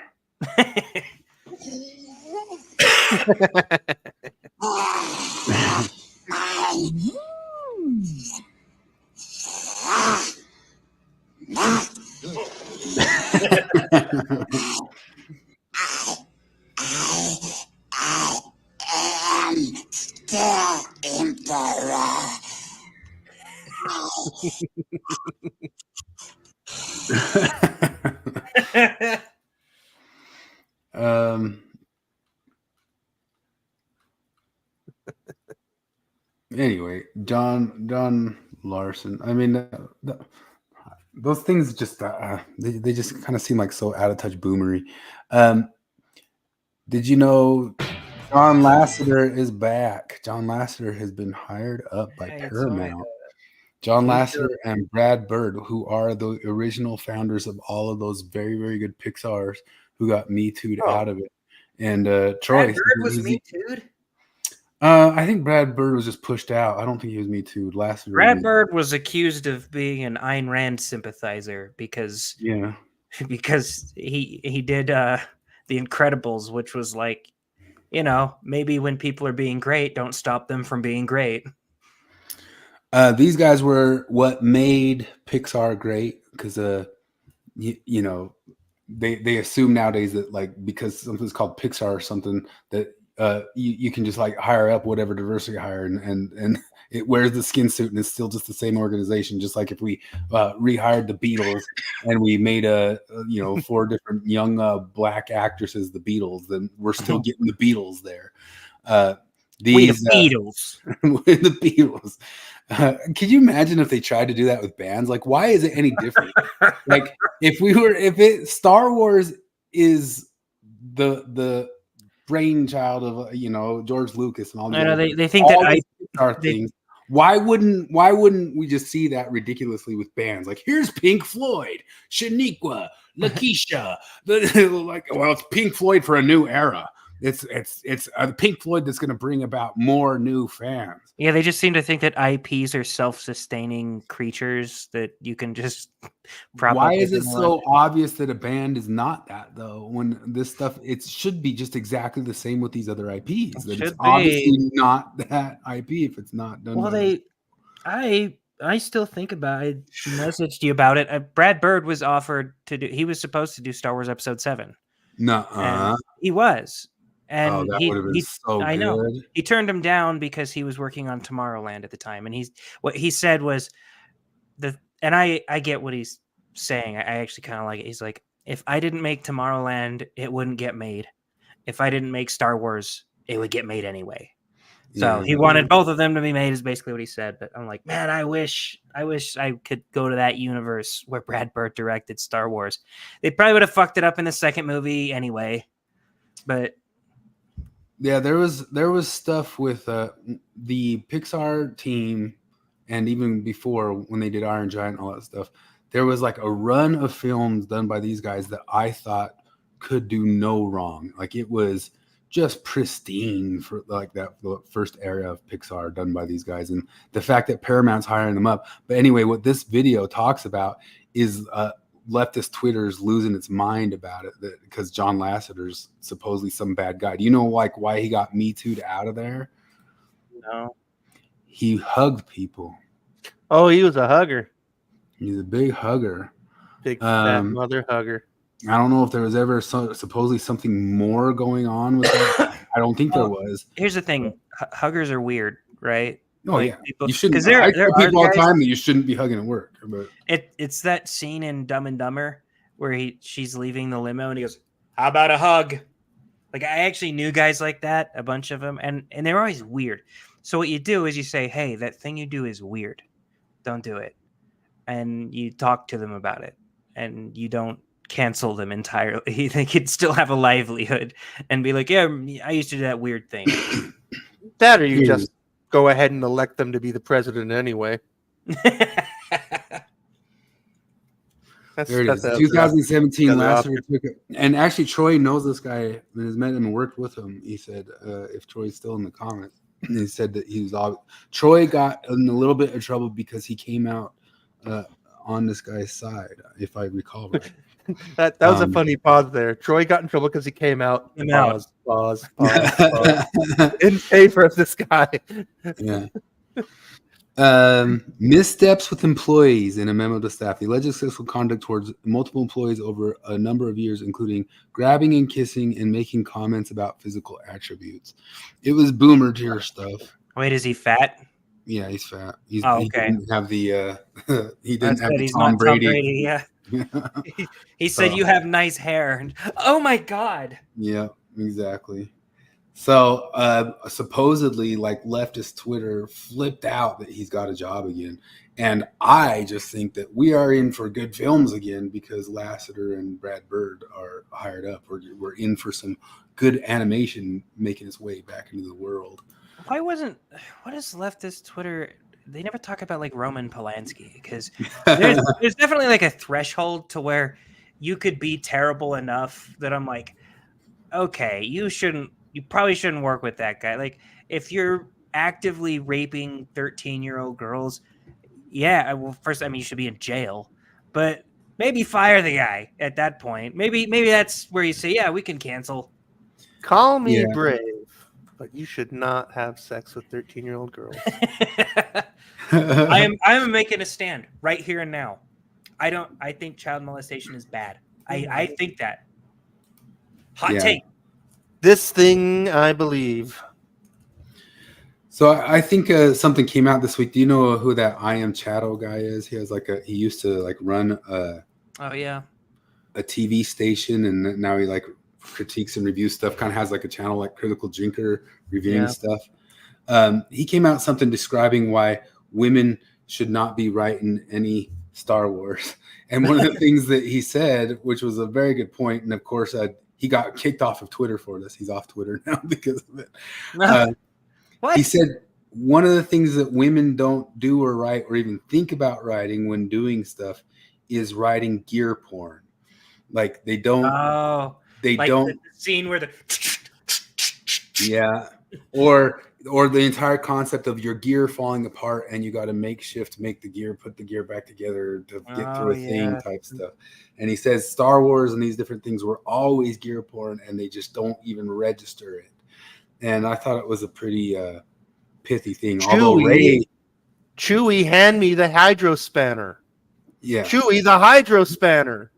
I remember that line from that movie from 1983, but I don't remember shit from. There's some. Here's a little language geeking for you. Flip will understand this. That guy, the I Am Chatto guy, his name is spelled. The Chato part is Chato, and in Portuguese that means annoying. Yeah, that's the masculine adjective. It means annoying for bitchy. Yeah, so he goes in English. Like if I'm speaking English, I say my sister's being a bitch, and if I say my sister is a bitch. If I'm speaking Portuguese, el chata. Like that. Hello, Dennis. Direct translation. Yeah, let me see if I can find the part where he talks about the gear porn. He even looks stuff up by the word porn. I learned a fascinating word thing that I just found strange and fascinating. So, in Indian cooking and in South Asian cooking, they cook everything in a kind of clarified butter called ghee, Ghee, ghee. Ghee. Ghee is an Indo-Aryan word that goes way, way, way, way back. That means to like sprinkle.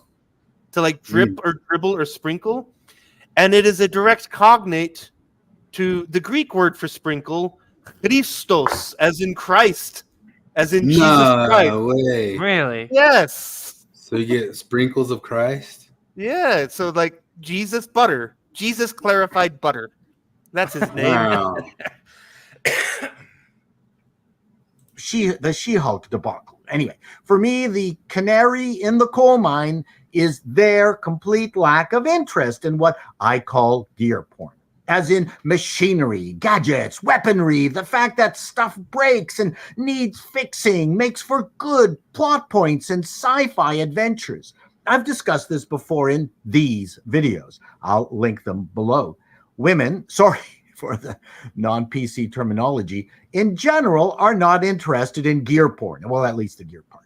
They don't understand its importance in these kinds of movies and TV shows. There are a few scenes featuring spaceships in the ejaculite flying. Did you see anyone piloting them? No, because they don't care about buttons or switches. They are just floating office lunchrooms. We did see OSHA putting out a fire in the vacuum of space with her PIP fire extinguisher. These women do not care about physics. Are there women physicists and astronomers? Yes, absolutely. But they aren't writing for Star Wars. There is a scene in Ahsoka with Sabine tinkering with stuff, but its only purpose was to show how girl boss she was. Same for when OSHA told Saul that she's doing something with the spaceship, something so that it will do something better. I bypassed the capacitor. Triangulate the frequencies. Authorized her to do that anyway. It's not just the gear porn in the movies women have no interest in. Look at what Cameron and especially Lucas have done to try to advance motion capture, editing technology. Anyway, I think that's a autist of the week, or on behalf of autists everywhere of the week. Where's all the gear porn? Stop writing. Sorry, go on. No, that's it. Oh. How long do we have to be on before we can give out an Autism Lifetime Achievement Award? I finally watched Dragged Across Concrete. Oh, what'd you think of that? It wasn't as good as his other two, I don't think. But yeah, I don't think it was. But it was kind of weird. Like at one point, it felt like I was being talked to by like the three characters. It felt like they weren't actually having a conversation. They were like all three just saying the same message and giving the presentation to the viewer, which is fucking weird. And it was all about like police brutality and racism and shit. I don't know. It was pretty good though. I liked it. Yeah, I mean, it wasn't as good as Cell Block 99 and the other one, but I still think it was good and surprising. One of the things about those movies is like I don't know what's going to happen in them. And enough. Leslie just Googled the phrase gear porn. I would not have done that. Sorry about that if I enticed you into it. You got any I got this up. Do you have any degenerate books or cringe lords or booze corners? Oh, I don't know if I have any degenerate books right now. I have them. I just haven't been listening to them because I've been just obsessively listening to people talk shit on Biden. Yeah. I don't know. I'm drinking Perfectly Ordinary Tuscan Red today. I've got a Fresca 1966 STD. And so here's a weird thing I kind of wanted to talk about. Remove this. Gotta remove this. Add the stage. I saw this thing come up, and I've seen it kind of floating around, and some other people talking about it. It says, Peter Boghossian asks, what's something you thought was so obvious, but later it turned out it was untrue? Which I guess is just a generally good question. Like, what's the thing that you thought was totally obvious, and then it just surprised you that it wasn't? But I wanted to talk about the first thing that Zuby says there. And I've seen some other things stating that a bunch of people, especially past like a certain IQ point, can't do this. And it's that everybody could understand hypothetical statements, recursive statements, and abstractions. And I actually heard that like there is like you can almost kind of like measure the level of IQ where people can no longer understand abstractions or recursive statements. A recursive statement is like, are you talking about the whole what how would you feel if you didn't eat lunch today? yeah. Like, and there's people who just do not understand it. But I did eat lunch. Yeah, but if you didn't, how would you feel? I don't understand. I did. A recursive statement is like saying Jared thinks Joe Biden sucks. So I'm saying what you think. So it's passing up. And then they respond, Joe Biden doesn't suck. Yeah. And you said, no, okay. Jared thinks Joe Biden doesn't suck. Joe Biden doesn't suck. Joe Biden doesn't suck and you're a fuck. No, Jared thinks Joe Biden doesn't suck. But I was kind of noticing this. I was thinking about it a little bit like when you go learning like a language and you're running around kind of some of the dankier areas of Mexico City or something like that. And you're a Mormon missionary, you learn the conditional, right? You go and learn the conditional and you learn these like you try they're hard sentences to do this great big if would sentences that have the subjunctive and conditional in it. Yeah. And I remember kind of like overkilling myself to kind of learn those things. And I'd go and try to say them and do them. And people would kind of like maybe sometimes not understand. And I'm thinking back on it now. I'm like, were they not understanding my tongue, or were they not understanding the concept? You know what I mean? Because I noticed that just the conditional just hardly comes out at all when you're in that other language. Like they have the conditional option.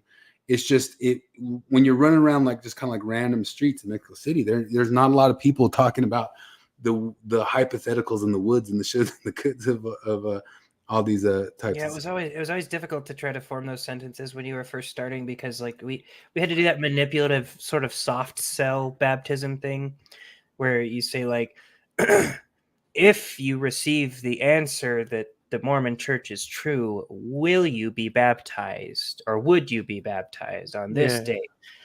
It was always a pain in the ass trying to figure out how to form those types of sentences at first. How do you say in the Espanol, I would eat noodles every day if I could? I would eat noodles. Yo comería fideo cada día si pudiera. Si pudiera. Wouldn't you say that? And that si pudiera is something that most even most returned missionaries are going to screw that one up. Si pudiera. They don't know how to do the past subjunctive there. Wouldn't it be si pudesi?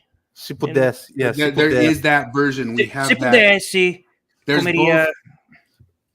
Noodles. I don't know. I don't remember how to say noodles. Macarrón. Yeah, that macarrón. Si pudesse comeria macarrón todo dia. That ESE past subjunctive has two versions of it, and the one that's more common in Mexico is the pudiera, but the pudiese is, and it means that it's the same exact word. I think it's more used in. We are such dorks. Yeah. So here's the pudiera, but there's also the pudiese. I was not even going to show it. Past subjunctive. Come on. Because there was like poderia. That's like, would you? Yeah, no, it's pudiese is a real version. It's just not the common one anymore. Yeah, could you? Yeah. It gets so complicated. Yeah, but I mean, there's usually those types of things with like a would and could sorts of things. But then I went and like learned these big sentences because I was sitting there confused about it. And then I realized Mexicans never talk that way. They didn't we wouldn't get into like these big old conversations of like, I would do this if you could do this and that sort of thing, which strangely enough brings up this whole other weird thing that I guess I wanted to talk about, but it's something that has to do with like theorists and people talking about theory in general. And something else I've noticed in like a bunch of general podcasts, like if I listen to Tim Pool or Scott Adams, when guys go, there's hypotheticals, and then there's people who kind of like sit there and talk hypotheticals too much in the sense of they imagine up some sort of weird thing that they think that the president or Congress should do, and it's outlandish and stupid, and they'll fill an entire podcast of it. It's never going to happen. Like the thing that you're sitting here pontificating on, and I'm listening to for an hour, except for sometimes I've started catching myself and saying, I'm not listening to this. Like this is a complete waste of my life. Listen to these guys. Like, just to give an example, like one time Tim Pool got off for an hour talking about they should bring back dueling between the who was it?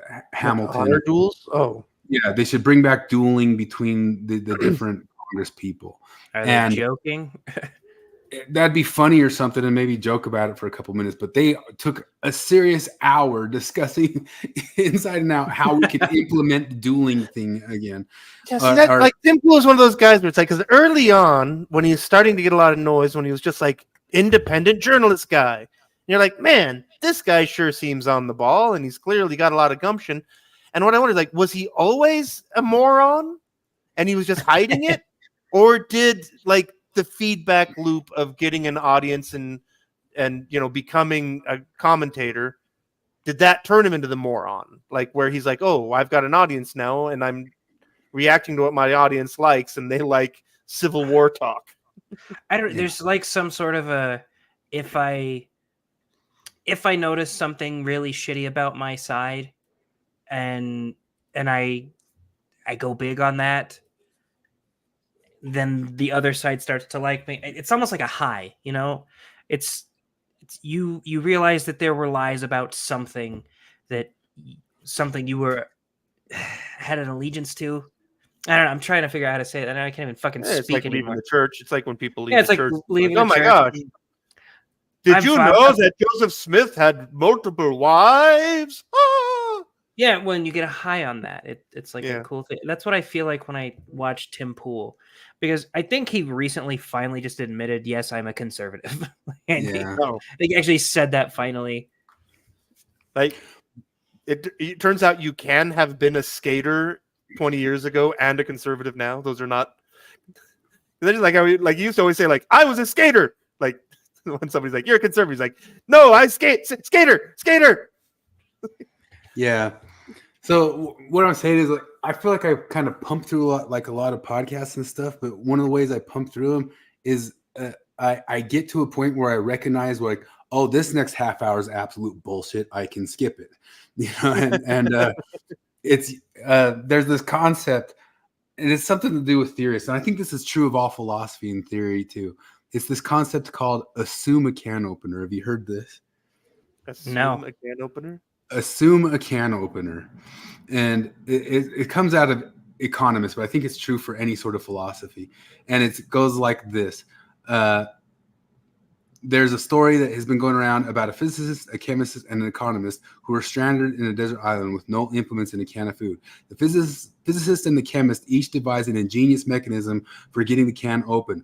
The economist merely said, assume we have a can opener.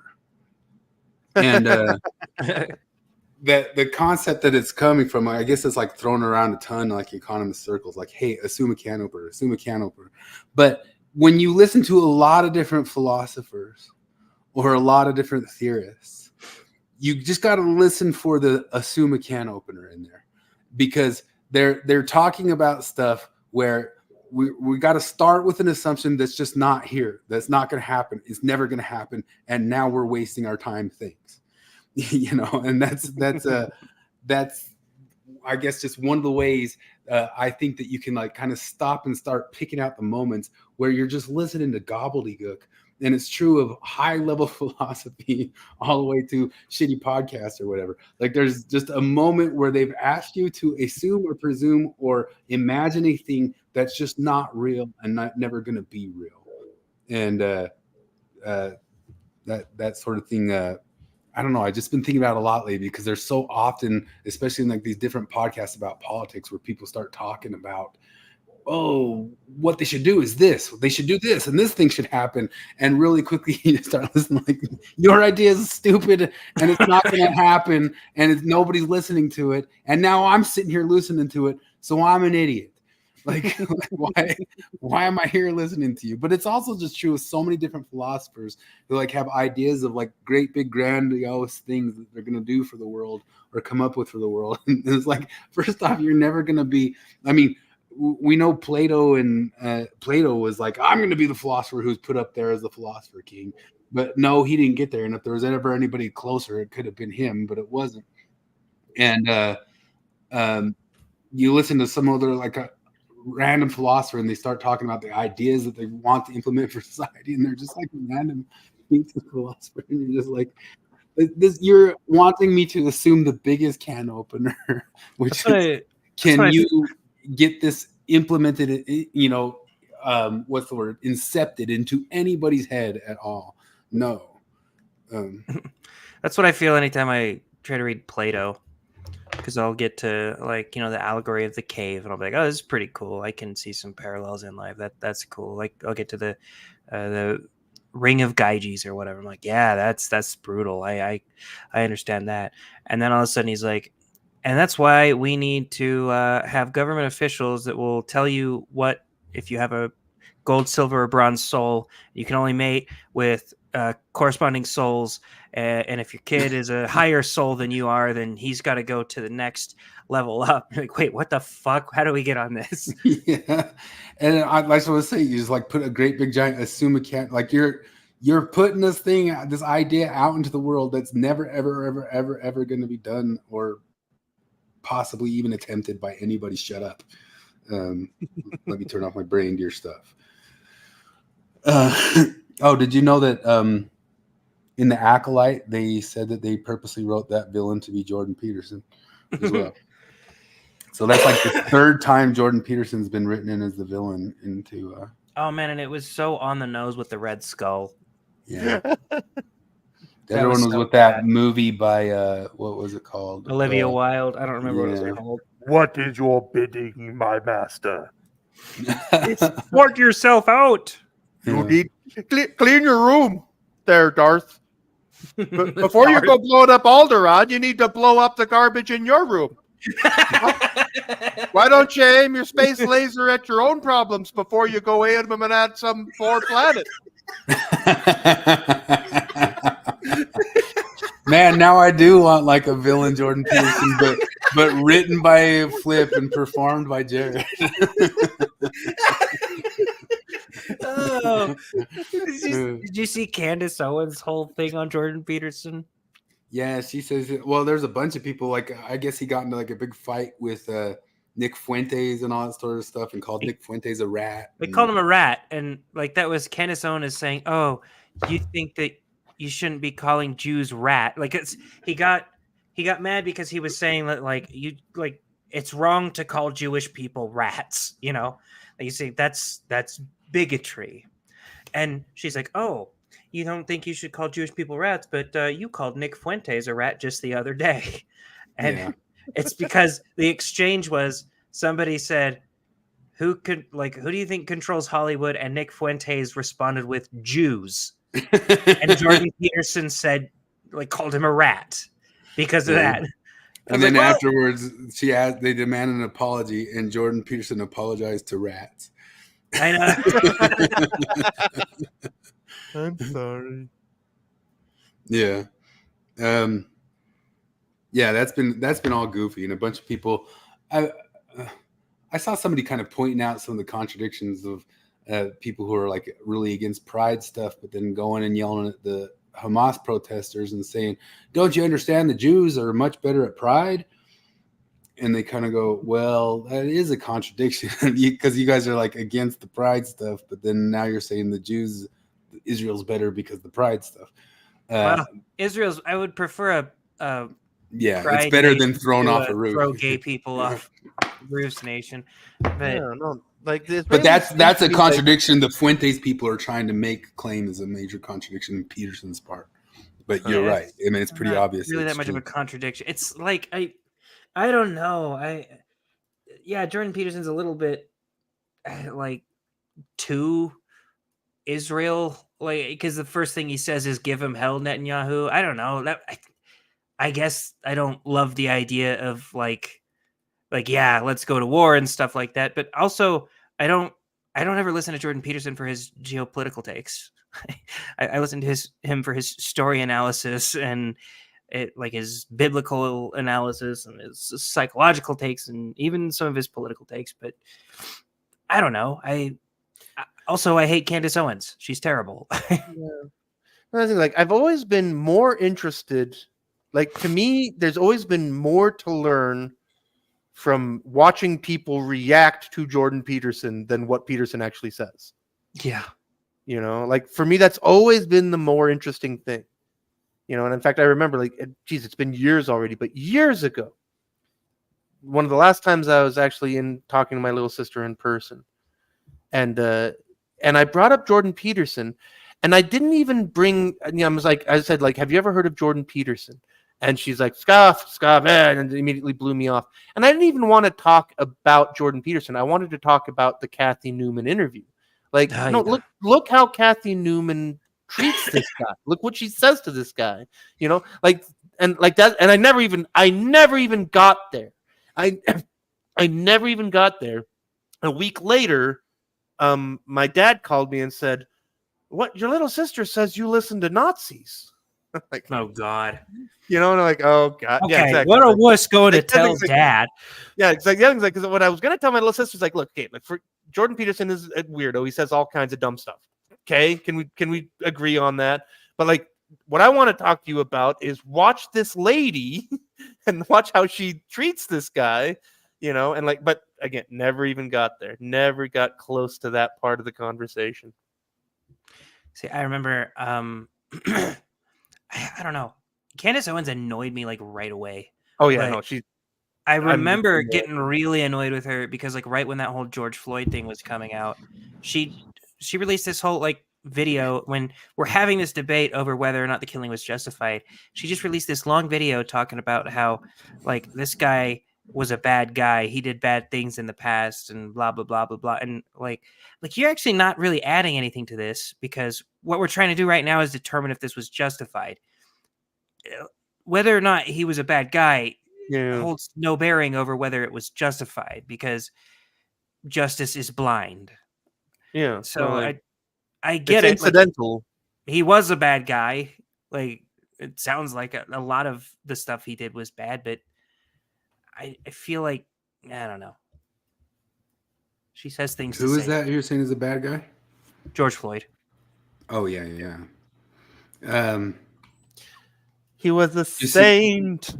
But then the problem is they sort of, like, vindicated her by acting like he was a great guy posthumously, like, because she released this whole video about how bad of a guy he is, and I'm like, look, he probably was. I don't know, but right now we're talking about justified or not. And then the problem was everybody started talking about how awesome he was and started actually praising him and shit like that. And, like, no, we're not judging his moral character. Yeah. Oh, I was gonna say something about the boys earlier that I saw a bunch of lefties on TikTok and Twitter complaining, how it's like all right on the nose, anti, right wing or whatever, but they're complaining that the show, anytime there's deviant BDSM sex, those are the bad guys doing it. And that's coded as right wing to act like only bad guys do BDSM sex. How come none of the good guys are disgusting degenerates? Yeah, that's real. I could even pull up the clip, but I don't feel like pulling up the clip, but I could. Look at this. So Gina Carano was fired for putting out a tweet saying this stuff kind of seems like history could repeat itself, talking about Nazi area. And here's Mark Ruffalo, also employed with Disney and Marvel and all that stuff. Just for the record, history is repeating itself, and talking about the Nazis and that sorts of stuff. So Gina Carano comes out and says, "What the hell's all this, yo?" And interesting. This is what she said. Jews were beaten in the streets. This is hers that she got fired for. Jews were beaten in the streets, not by Nazi soldiers, but by their neighbors, even by children. Because history is edited. Most people today don't realize that to get to the point where Nazi soldiers could easily round up thousands of Jews. The government first made their own neighbors hate them simply for being Jews. How is this any different from hating somebody for their political views? That's what she was fired for. And then Mark Ruffalo was able to make that whole entire clip. God, it's funny. It's weird how no matter how much we see this, and like, because I've heard that all before, and yet it's so striking because like what she said is entirely true. It's entirely reasonable. And it's just so terrifying that these people heard that and are like, oh, she must lose her job for saying we need to be tolerant of each other even when we disagree. Like, that's the message. Is tolerance bad? Intolerance good? That was the message by firing Gina Carano. And here's her on Twitter pointing out the double standards on full display here. It's a constant and obvious elephant in the room in Hollywood. There's an example after example, such as Mark Ruffalo's below, that proved this, whom, by the way, I believe should have the right to express himself without getting fired, although I cringe at most of all of his political posts. He's an actor, but he is a human being passionately engaging in something that he feels strongly about. It must be a nice feeling to express yourself so freely. Not everyone in this country has the privilege without having everything that they love taken from them. Do we wonder why he has the privilege I did? The privilege that he has, that privilege and I did not? The answer in my case, I think you should call on the patriarchy. Yeah. I wonder. Hopefully things work out for Gina Carano, but I kind of wonder if jumping over to the Daily Wire was a bad move. Because I can understand in the moment. Except I don't know that she had many more. Yeah, like that's what I wonder. But like if you just sit tight for a couple of years, like maybe the work will come back. But now you've been stained by having done those terrible Daily Wire movies. Nah, I'm with the burn it down. That's like my. I'm gonna keep yelling "fuck you" to you people until. So I don't know. I heard her Daily Wire movie wasn't bad. I never bothered to watch it. I mean, wasn't that one also made somewhere else and picked up by Daily Wire? No, that one wasn't. Run, Hide, Fight was. I'm pretty sure Terror on the Prairie was made by them. I don't know. My friend tells me we need to have a bad. We need to review one of these movies. Yeah, we should. I tried watching that. We have to get on. What's the series? The series they did. The adult cartoon, when I see and it wasn't very good. When I see the trailers for Daily Wire movies, I laugh reflexively because it looks so dumb. It just is such. I'm just like, oh, what God, about The Blaze has been putting stuff out too. I actually watched one of those horror ones, and it was like a little bit overly religious, but it wasn't that bad of horror. That one where the guy is supposedly talking to the demon in the jail cell. I don't know that one. You don't know that? You know what? Religious movie about religious conservatives. I need to watch it again. I saw it once, and I remember thinking, damn, that movie was better than it got credit for. And that was Red State by Kevin Smith. Oh, was it good? Watch that one? Like I said, I need to watch it again. So one thing I think I can say with great confidence is that like the main section of the movie is like this 40-minute long scene, and Michael Park is fucking phenomenal. And so, like, that's my memory is that like Michael Park was phenomenal. That guy's always really good. Yeah, and that scene, I was like, holy shit. And yeah, like I don't know that it was a great movie, but I remember thinking, oh man, like if you're gonna make a movie about creepy conservative creeps, this is the way to do it. What was the? It was so like Michael Park is basically an ultra conservative Christian fundamentalist cult leader, and he does horrible things because of faith. I don't know. I need to watch it again. I definitely need to watch it again. Michael Park died, didn't he? Am I crazy? Did he die? I think he did, yeah. Yes, I heard he had, anyway. Shelley Duvall. Have we talked about Shelley yet? No. Oh, yes, Shelley Duvall passed away. We talked about, what is it? Fucking Popeye with Robin Williams and Shelley Duvall last week. She was the perfect olive oil, I think, and I loved that movie, and I loved her in it. I was actually trying to think of, because her face is so plastered all over my youth. And I can only ever think like it was only Popeye and The Shining, and that was enough. Like what else? Like, is there something else? She wasn't really past the 90s because I didn't see her in anything. Well, she did kind of go into semi-retirement. I don't know, because I feel like she did some Woody Allen stuff. I'm rather crazy. No, the other thing is like, so this morning, like I saw the news that she died, and so this morning while I'm getting ready for work, I pull up Wikipedia and start reading about Shelley Duvall. And I learned something that it's like it bugs me that the world is the way it is, because this morning, Shelley Duvall, the news came out that she died, and then I went on Wikipedia and I started reading, and I learned that Shelley Duvall was dating Paul Simon.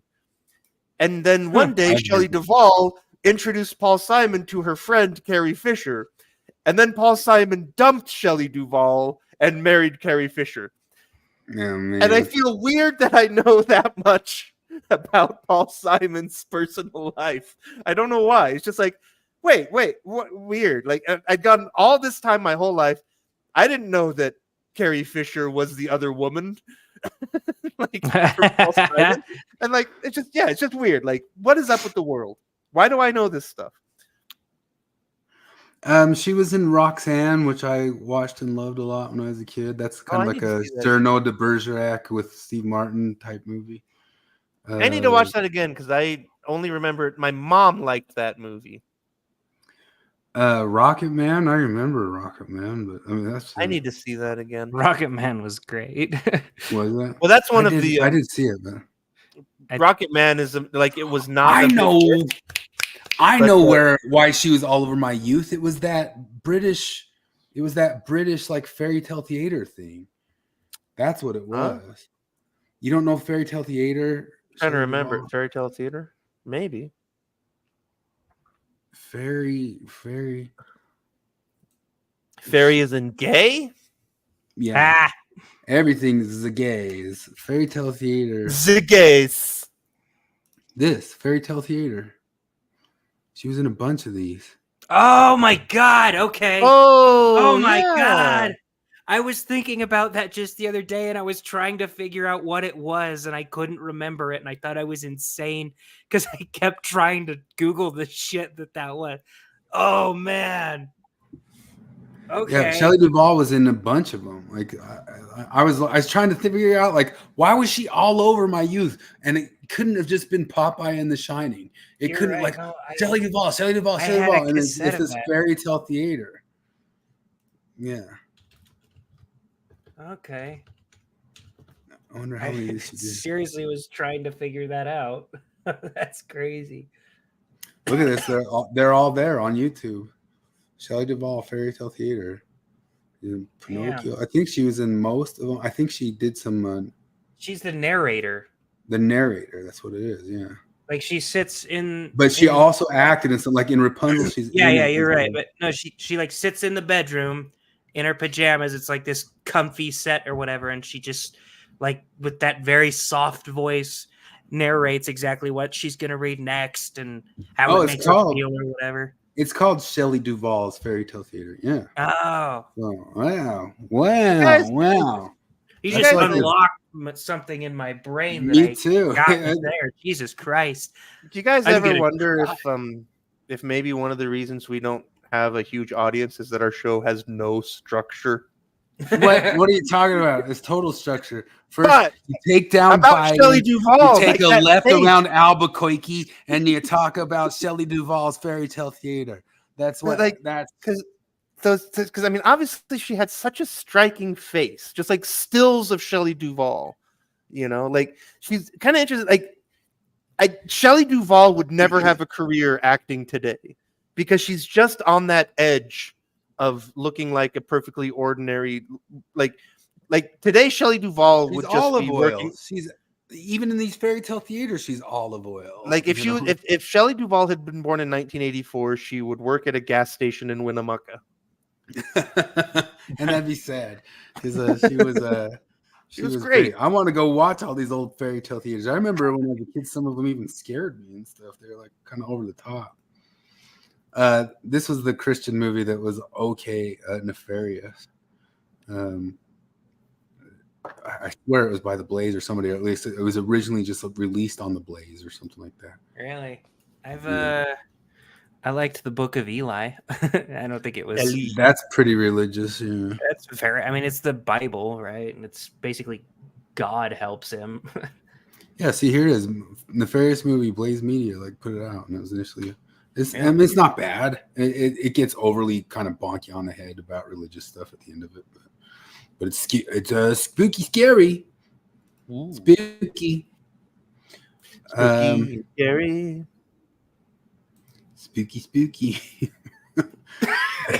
The spook. The scare. So the Hawktua girl created a bunch of wannabes, and the wannabes are pathetic. That's pretty funny. Do you want to see a wannabe? Hawktua has lame fakes now. Like, well, there's a bunch of different girls noticed the Hawktua thing getting big, and so then they all kind of started like trying to come up with their own stuff, saying Hawktua's new competitor type deal. And this is a you could have a John Larsen level critique of our stupid consumptive society, all just trying to copy each other of this stuff, and I wouldn't disagree with it. And it's shitty. Although I saw this other TikTok saying that Hawktua girl did not jump on top of branding her thing at all well enough, and a bunch of other people jumped on the branding, and she didn't get like a store up and running fast enough. She should have gotten the store up and running, and she could have made millions, and she didn't. Here's this. I'm farting on her. That girl spit on that thing. That's boring. I'm farting on it.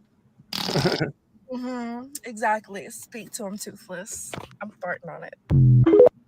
Jesus Christ. Oh. Is there such a thing as a reverse boner? Like your wiener just goes like yeah, like that's because if she's trying to do comedy, it's not working. I think she's trying to get just whatever level of attention the Hawktua. Yeah, like it didn't. Yeah, there's some. It's too sincere. Yeah. Netflix is releasing their own versions of popcorn. So if you buy the white cheddar, if you open it up, it will be black.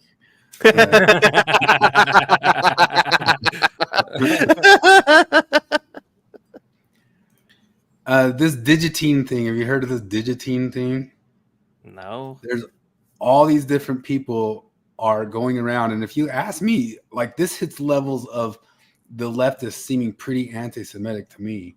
They're going around saying they will guillotine digitally anybody who's pro-Israel, and so like listen to this person. Like there's a ton of different people like this all over TikTok.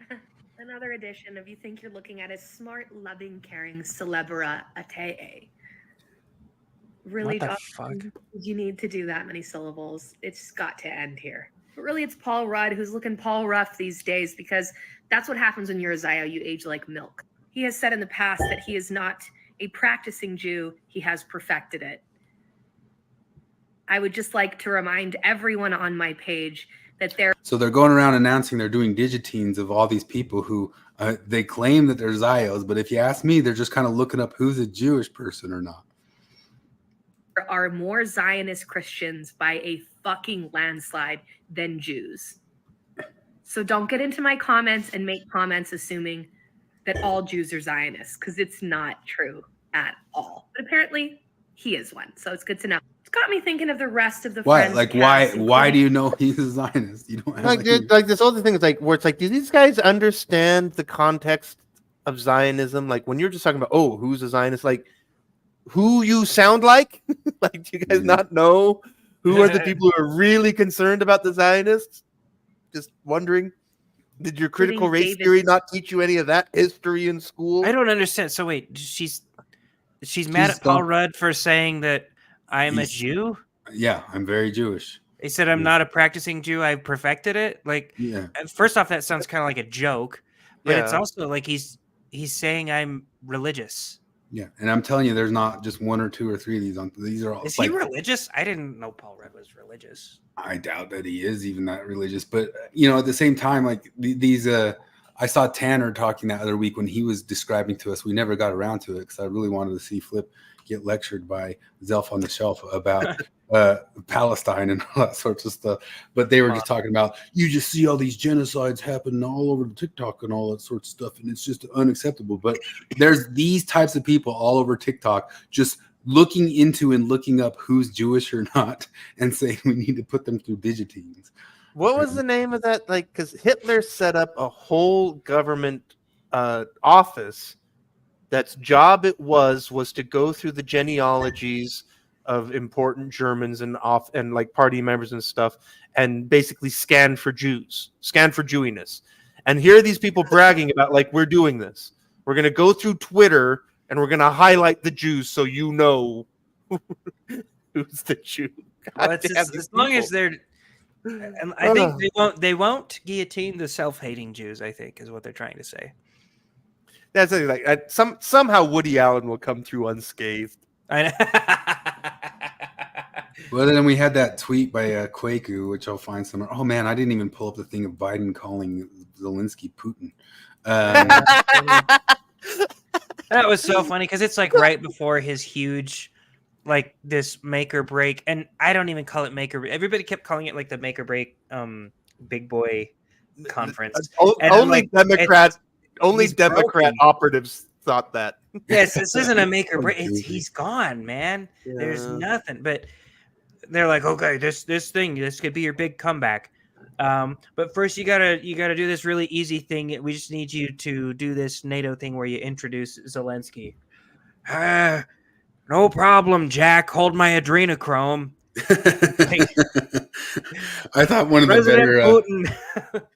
I thought one of the better tweets that I saw recently is somebody putting up like, "Well, at least we all know now that adrenochrome doesn't work." I know. Schwimmer, who I just wish would just swim away at this point. He's not only a hardcore Zio, but he's putting out statements about the encampment saying that we should condemn anti-Semitism.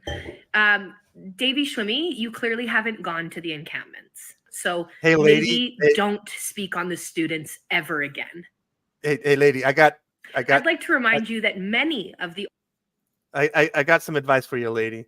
Hire a Jew to write your jokes. Find one of these Jews. Yeah, you need a creator. Pay a Jew $200. Say, I want to make fun of Paul Rudd. It'll take him 15 seconds. You'll have gold. Trust me. And here's Kwaku. It doesn't matter how many ordinances you perform. It doesn't matter what your mission assignment was. It doesn't matter how well you fulfill your calling. It doesn't matter how modest you dress or how often you show up to sacrament. If you support genocide or mass murder, you're not a disciple.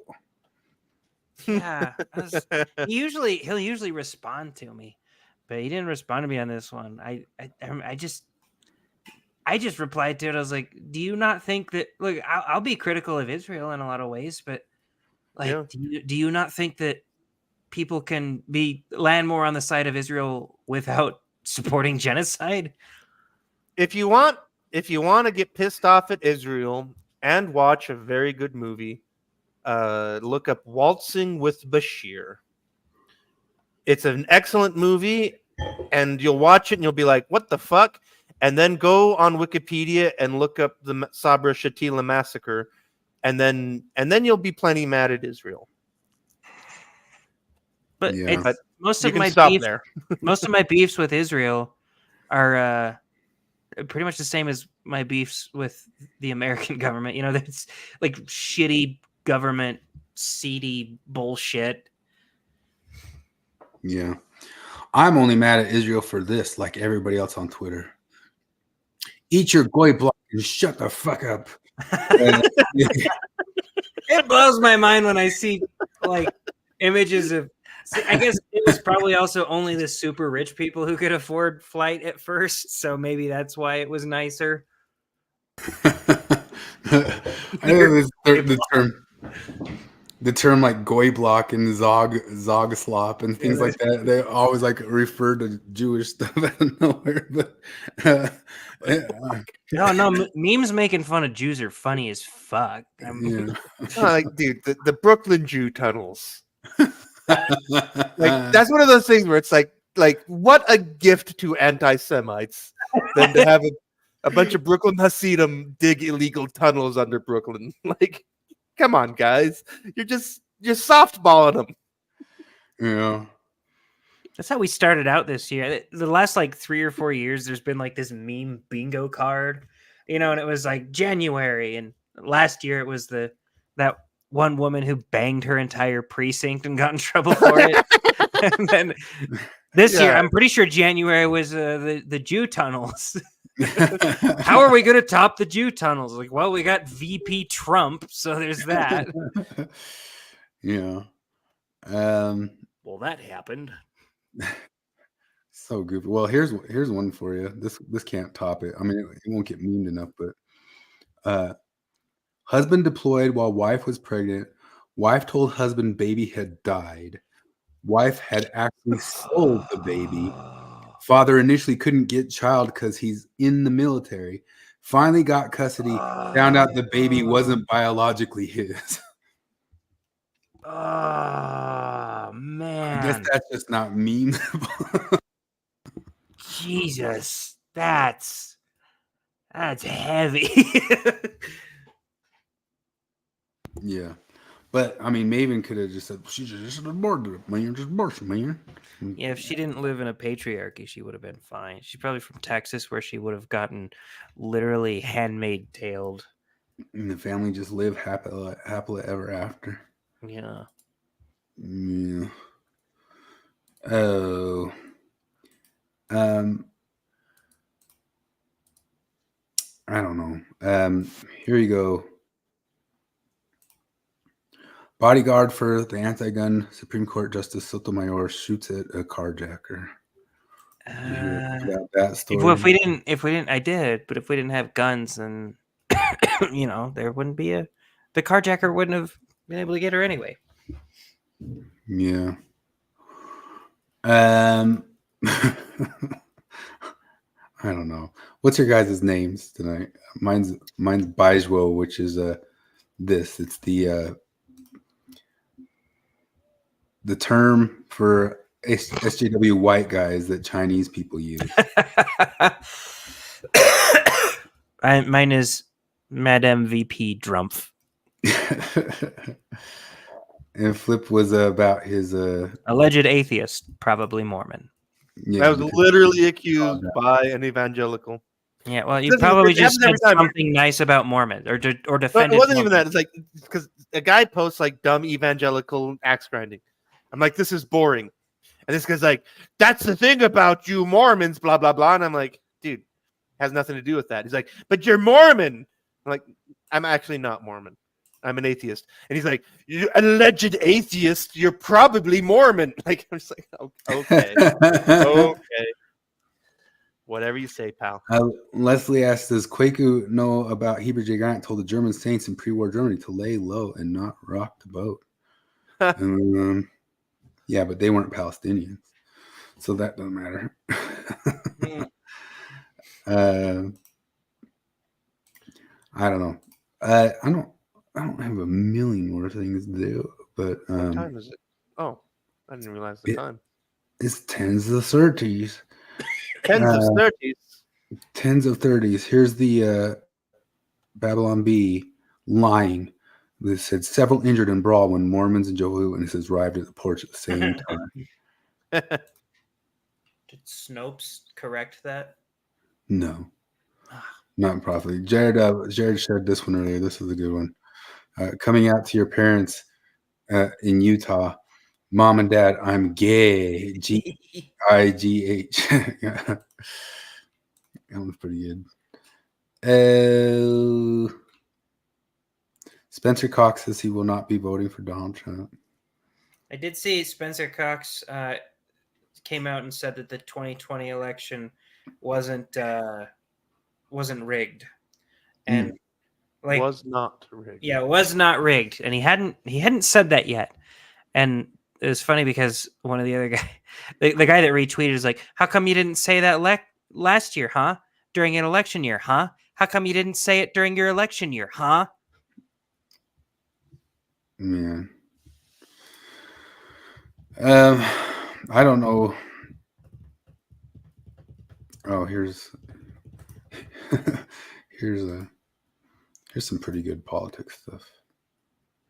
After the debate, we ran a poll, and every single person we polled thinks that you're a retard. We polled African Americans. They all say you're a retard. Hispanic Americans also think that you're retarded. They call you El Retarded. We even polled actual retarded people. Even they say you sound absolutely retarded. You see where this is going, Mr. President? Oh, we just had a bad night. After the debate.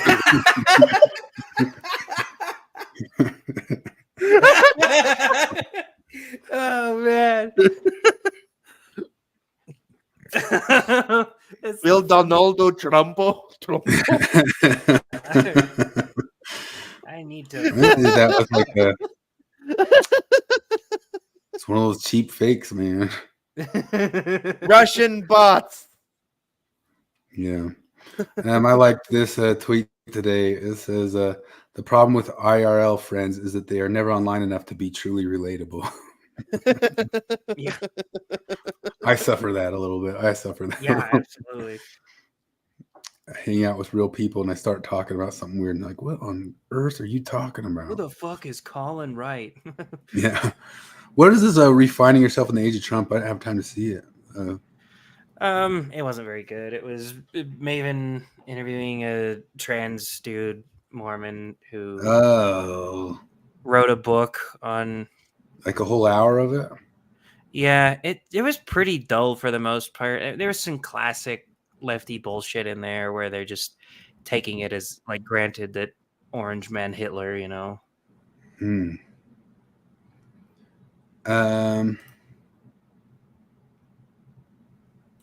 This guy says Biden should do the funniest thing ever and pick former President Jimmy Carter as his vice president. I want that so bad. Jeez, that's sad. Oh, it's amazing he's still alive. Yeah. I seriously, I swear to God, I remember him dying like 3 years ago. Oh, we forgot about Bill Reel's Jordan Peterson relationship advice. Yeah. You posted that. What the fuck up is with people being like, everyone, I'm getting divorced. Now I'd like to tell you all about successful relationships. Well, that's the weird part. It was actually pretty good advice for the most part. It was funny because Harambe Boy was in there. I don't think he's in the chat anymore, but he was the first comment on there, and it just said, "Didn't this guy just fucking lose his wife?" Like, and I'm watching it, ready to laugh, and I was like, "Oh man, that's kind of sad." He's actually just giving pretty good advice. I mean, he basically went through the 5 personality traits and some John Gottman stuff. John Gottman is the guy. Yes, Gottman. Gottman. It's the first name John that I don't remember if it's John. Yeah, it's John. He has interesting stuff. Gottman. The stuff about having like 5 good interactions to 1 bad interaction. I mean, it seems like that stuff might have been helpful to some people who didn't make it work too well. Where do you think Bill would have said his relationship went wrong? Were they having like 4 bad interactions for every 1 good interaction? I don't know where he would say it went wrong, but I still suspect the what was it called? Polyamory tried to happen. Leslie was mentioning that the best one this week was an episode of Mormon Book Reviews with a trans woman who has written a new chapter of the Book of Mormon with queer Nephites. So it was Evan Charley, I think. Do you remember? Oh man, yeah, I did not see this. So wait, because I didn't even know started it. And so if I only saw a blurb thing, but Evan has now left Community of Christ. Yeah, right? yeah. No longer Community of Christ. Oh, that person. Yeah, you know what I'm talking about. Yeah, he's going to be Evan Charley had that's the one that had has claiming in Revelation, right? Yeah, well, his big thing is that he's claiming that he's being discriminated against because he's polyamorous, right? So the Community of Christ went semi-woke, just not woke enough for Evan. He laid his grievances with the Mormon Church. Now he's laying his grievances with the Community of Christ because he said that I'm not allowed to have the priesthood, not because I'm a woman, not because I'm trans, not because I'm lesbian, any of that. It's because I'm polyamorous. They still don't like polyamory, and that's just bigoted. So now he's leaving polyamory, or he's leaving Community of Christ, and I think what he would like to do is church, like Mormon church jump forever, but there's no more progressive Mormon churches than Community of Christ. I think that's as good as it gets. Man. That person wrote a new Book of Mormon. I didn't get that far. I got bored of it. Wow. I guess I'll have to go check that out. I knew Stephen was missing in action for a while because of his tinnitus. Yeah, he's been doing some episodes again. Well, he's back in business, eh? Well, that's interesting. There was the something else. Marty had Divas on, and she kind of challenged him on like why he gives such a flip about the steeples and all that sort of stuff. Hey, Mormonism After Dark's coming. Mormonism. When is that? Is that supposed to be tonight or tomorrow? I think it's Saturday. I'm not sure, but Saturday. I've been real nice. After Dark. I've been real nice to Bill Reel lately, but he's not good at banter, so I don't think this is going to work out too well. Yeah, they should not be doing comedy. Honestly, RFM he's like, I don't know, he's kind of good with it, but not the shit talking stuff really. Like, because I remember watching him try to shit talk Kwaku, and he can't. He just can't do it. He's like, he also doesn't look very good himself. I think that I look better now than he will look when he's my age. I'm like, dude, that's not. Good. You're not good at this. But how on earth did they dare like wade? I mean, I saw their comment section on Jonathan's thing. Their comment section is still just loaded with people towing the line of typical like cancel culture freak. You know, there's all sorts of people just in there still just ready to chastise Jonathan and say thank you to a black man for existing in the how are they going to be like South Park humor in there, which I also kind of like wonder, like Cultural Hall always drops in South Park stuff and other stuff and then endlessly just talks about how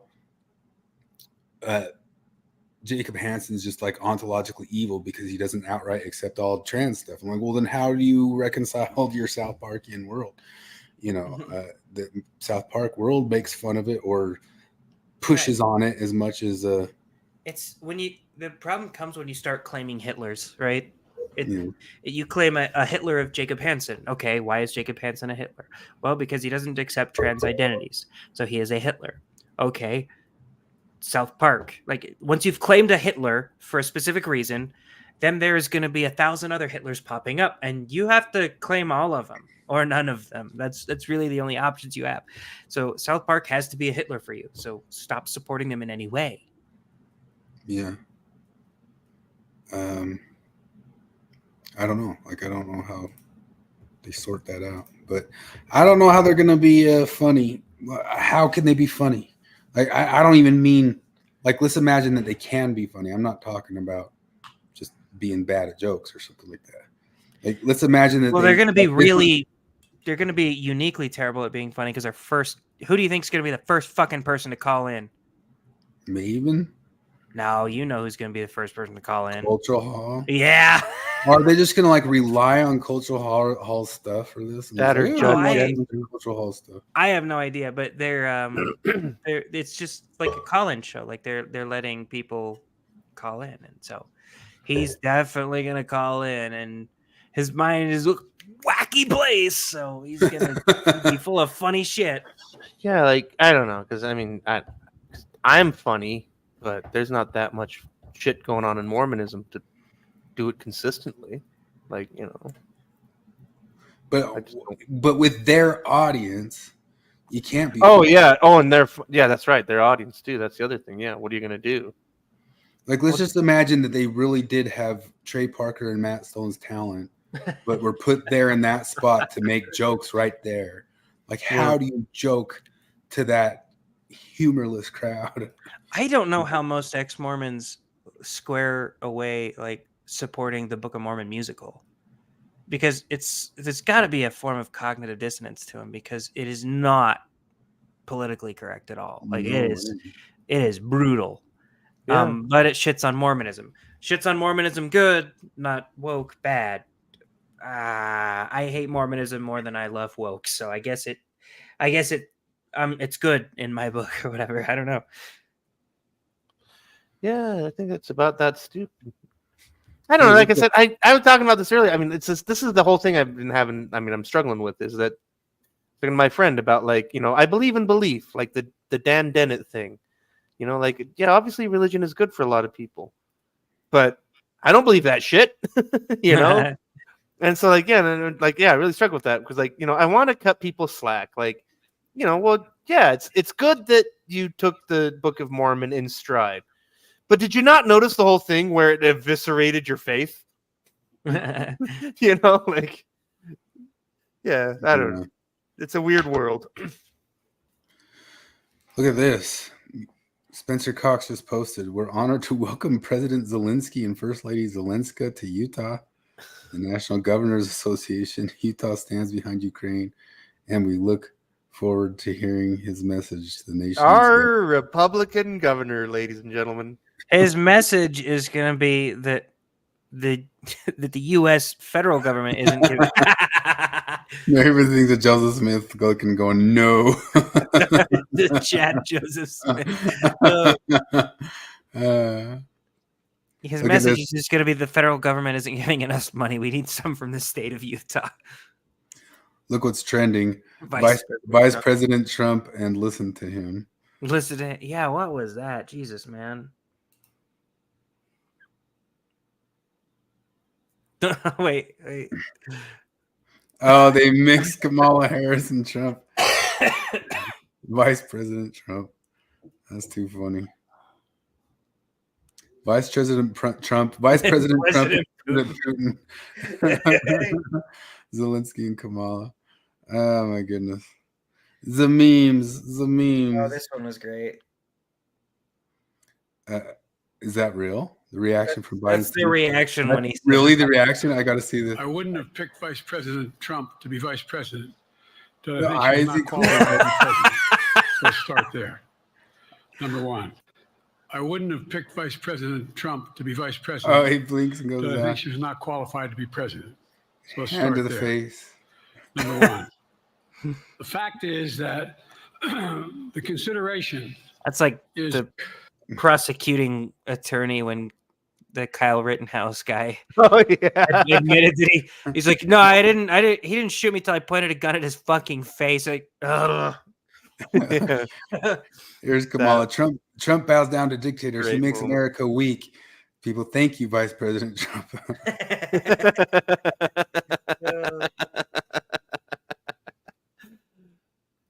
Like, again, like, it's one of those things where they're like, oh no, how could we have seen this coming? Like, well, you could have paid any fucking attention at all to people who were critical of you. Just a little bit. Just an itty bitty little bit. And everybody said, the guy's old. He's clearly slipping. This was 2020. This is 2020. Like, look, like we've all had elderly relatives. We've all seen people go. The old guy's slipping. We shouldn't make him president. Trump's slipping too. Oh yeah. Except he's not. That's one of those things. He's slipping. Except that he's not. Like, he's in that really normalized. not. I know. In that normalized atheism page, somebody would like. I point blank. I got in an argument with this lady about it, and I point blank asked her, which one of these guys? It was after the debate. I was like, which one of these guys do you think has a firmer grasp on reality? And she said, Biden by a mile. And I was like, oh my god. Yeah, you exactly. Don't think that. You can't think that. It's insanity. That thing's like, as much as I don't like Donald Trump, the guy is sharp, right? He's clearly not slipping the way that Biden is slipping, And that thing's because, like, Donald Trump is my dad's age, and my dad started slipping. My dad's heart killed him before he totally lost his mind, but my dad was slipping, you know? And when I was a little kid, I remember when I was 7 or 8 years old, and I would say, Dad, where are you going? And he's like, don't worry about it. I'll be back later. And he got back a lot later. And then my dad told me, Uncle York wandered off. We had to go find him, you know? And I learned about this whole idea. That's when my dad sat me down. He's like, yeah, when you get old, you start to slip. And I, you know, and even as a little kid, I saw, oh, Uncle York, he's not all the way there, you know? And just that, like, you see that. And then, you know, and that's things like, because as a total neutral, I don't fucking care. Like, I think they're both shit, all that stuff. It's obvious that Biden was slipping in 2020. And now it's obvious that he's well past it. Like, he's clearly bad, on the bro. descent. Yeah. Like, he Yeah, is on the accelerating part of that slope. My You know? grandpa, I had a grandpa who had full Alzheimer's, and that went pretty fast. My grandma never got diagnosed with Alzheimer's, but she went through like a dementia thing too. And the way Biden progresses is much more like how my grandma progressed. Like you saw, there's the little things, the sundowning, the only awake in the middle of the day, can kind of be there for a while, for like a good hour, but then she'll start going into loops. That's my grandpa too. He's living. He's from Tennessee, but like about 6 years ago, they moved here to be closer because he was slipping, and like you could tell he had the sundowning thing at the time. By now, he's like, usually doesn't know who I am, but I mean, we weren't ever super close or anything. But he's, you know, you can tell, and it's so stupidly obvious. Did you see CNN had that Parkinson's specialist? Yeah. That was insane, because they're like trying to make Biden apologies still at this point. And he's like, see, they're trying to say that he has Parkinson's, and what do you think about that? And the doctor's like, I think he clearly does. And he's like, well, so from my understanding, you would need quite a bit of information and quite a few sessions with him to diagnose him. And the guy's like, no, from his movement pattern, it's actually just very obvious. It's very apparent that he has Parkinson's. Also, a Parkinson's doctor has visited the White House like 11 times in the past month. So, no, like, I don't know. It's like this whole thing is like, I mean, there's also this. It drives me crazy. Where it's like, okay, Democratic Party, you guys are so serious and put together and full of serious, honest, good idea people that are serious, honest, good, competent people, that you can't just be like, just find another good candidate. Like, what is it about this Biden guy that you need to hitch to him like this? Like, because at this point, you know, like, I'll get all Maven-y. Like, oh, this is elder abuse, frankly. Like, you guys are using this guy. Like, this is just like the people emptying Grandpa's bank account because he doesn't understand what's going on. Like, that's what the Democrat Party is doing with Biden. He's got the keys to America, and they're like, oh, don't worry, Grandpa. No, just sit there. Just watch fucking Matlock. We'll take care of things. Nobody's emptying the bank account. Yeah, I've said it before and I'll say it again. It's like, get all the way off my back forever that you're expecting me to believe that I'm in danger of Hitler fascists taking over the country, and to save the day, I need to vote Joe Biden. Like all of your arguing abilities out of the way. This is a funny one by the Babylon Bee that you made me think of. White House visitor logs revealed Grim Reaper visited over 8 times. And this one cracked me up too. Kanye West starting to think Candace Owens might be a little crazy.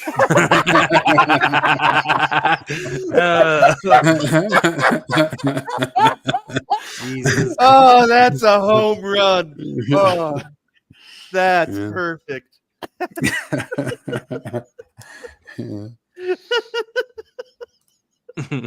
Democrats warn a terrifying fascist state where government shrinks and people can afford groceries.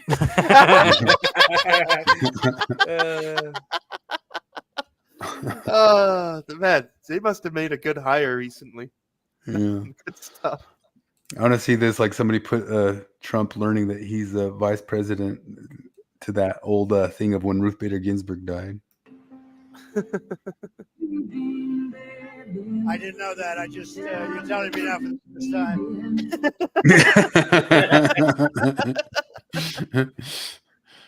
It's actually illegal for Vice President Trump to run against Biden because they're on the same ticket. Absolutely brilliant move by Joe tonight. 5D chess. I could swear like some of those dumb algorithm randos would say something so stupid, you know. Okay, now say Zelensky is Putin. It's these guys. Jokers. The impractical jokers are putting these. Okay, now introduce Zelensky as Putin. The leader of Ukraine is President Putin. Oh man! Holy shit! Oh, ultra classic. Anyway, we circled all the way back to the dumb, stupid president thing. Yep. Okay, is there any dumb Mormon stuff? I can't think of it. Have we forgotten anything dumb? I didn't do much Mormon stuff this week. Yeah, I didn't do much Mormoning.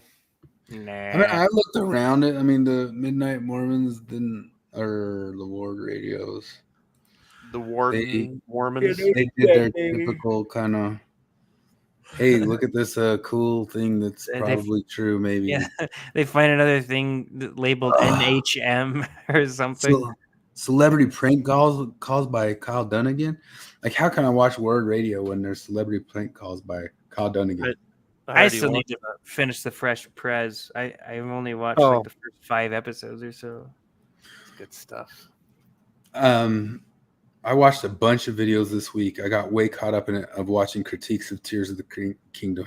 I watched way too many of them, and a lot of them were really good critiques. And I still like the game, but the critiques were absolutely right. Yeah.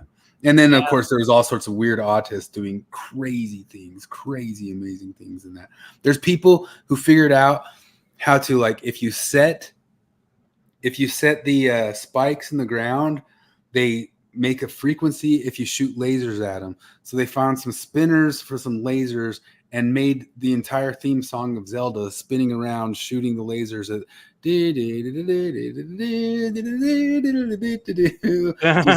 just by putting spikes in the ground and having a laser spin around at the spike. Jesus. Super geniuses. Yeah, crazy people. Word Radio this week, they're live right now. Jonah goes viral. And the Antis quote Judas and Monica Bramble, Utah Area Church Communications. I have no idea what's going on there. Creeds are. I don't understand those words. Creeds are an abomination. Jonah goes viral, and Antis quote Judas plus Monica Bambro. I have no idea what's going on there. See, here's some lost history stuff. Apocryphal Adam's stuff. garment. Oh, Adam. Creeds are an abomination. Oh, look. Oh, that's what I was going to talk about. There was the whole ad sale. I posted that on what's her name? Alyssa Grenfeld. Yeah, she did a whole thing about looking up like the AdSense, and that's why I actually titled the thing tonight "Mormon Missionaries," because they found out that one of the highest paid AdSense things, even more bank things, is getting like hits on the term Mormon missionaries. And so they found out that some of the major money that goes into the stuff, the way that they can pay influencers without putting them on the roster, is by paying money into these AdSense things so that you get hits for your stuff. So I was playing like a joke of that, like I put Mormon Missionaries on my title, and now I'll get an AdSense hit on it. Dude, we're gonna start making bank. When are we monetizing? And they were talking about, it was like the money in it must be so high for those things to be at that rate that the church must be pumping like billions into the ads of it, like billions, like level, because the only other thing that hits it like the same level is like major banking corporation stuff. I think someone was mentioning, I think it was Mr. Croissant was mentioning some hilarious Senor Croissant. Yeah, it's a croissant. So, oh no, it was Ryan Wimmer. He said the highly intellectual YouTube channels of genius Michelle Stone and Einstein Justin Griffin had some super brain cell sucking shows this last week. Yeah, I tried it. Fuck, I can't watch. What, these two people? No, Michelle Stone. Oh, Michelle Stone. Yeah, so these guys went over like the AdSense of the stuff. I don't know if they pulled up the numbers, but the Grenfell girl pulled up like a bunch of the numbers, and it's like major high numbers get hit for Mormon stuff. So they think that there's a reason why the influencers make so much money because of how much money's pumped into certain titles and stuff. What's her name? Melissa? Alyssa.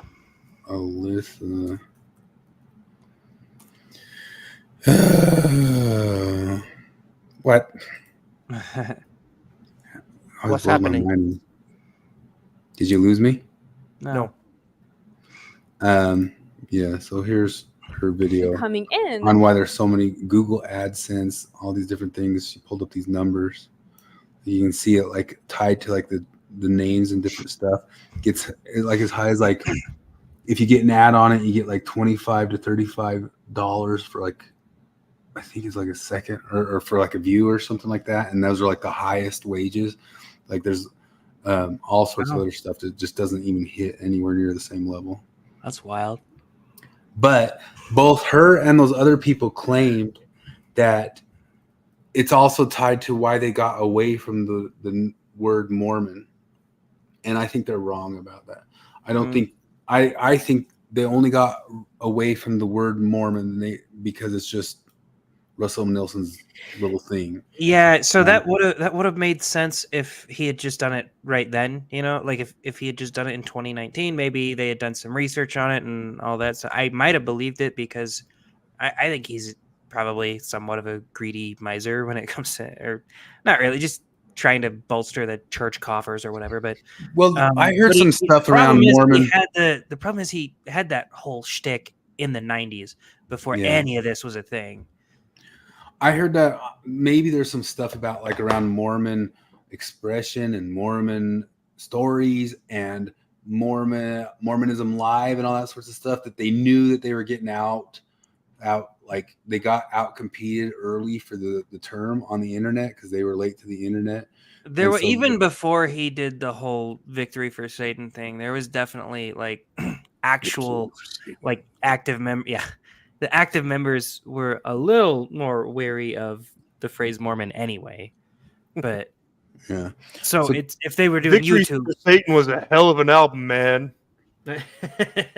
So Connor Boyack made a video about the back and forth that Hinckley and Nielsen had about the term because they actually like subtweeted almost kind of at each other back and forth in general conferences across different 6-month stuff saying it's a victory for Satan if we use the term Mormon, and then Hinckley coming out and saying, oh, they could do worse if they called us more, you know, that sort of stuff. And there's a bunch of back and forth. Yeah, I used to be the only one I could do. Brothers and sisters, we come together today on the final days of this dispensation. Yeah, that used to be the only one I could do. It's such a control. I can't do it. It's like the pimple faced teen in Simpsons, but it's a lot more to say this on this dispensation of this year of the Church of Our Lord. Yeah. That was great.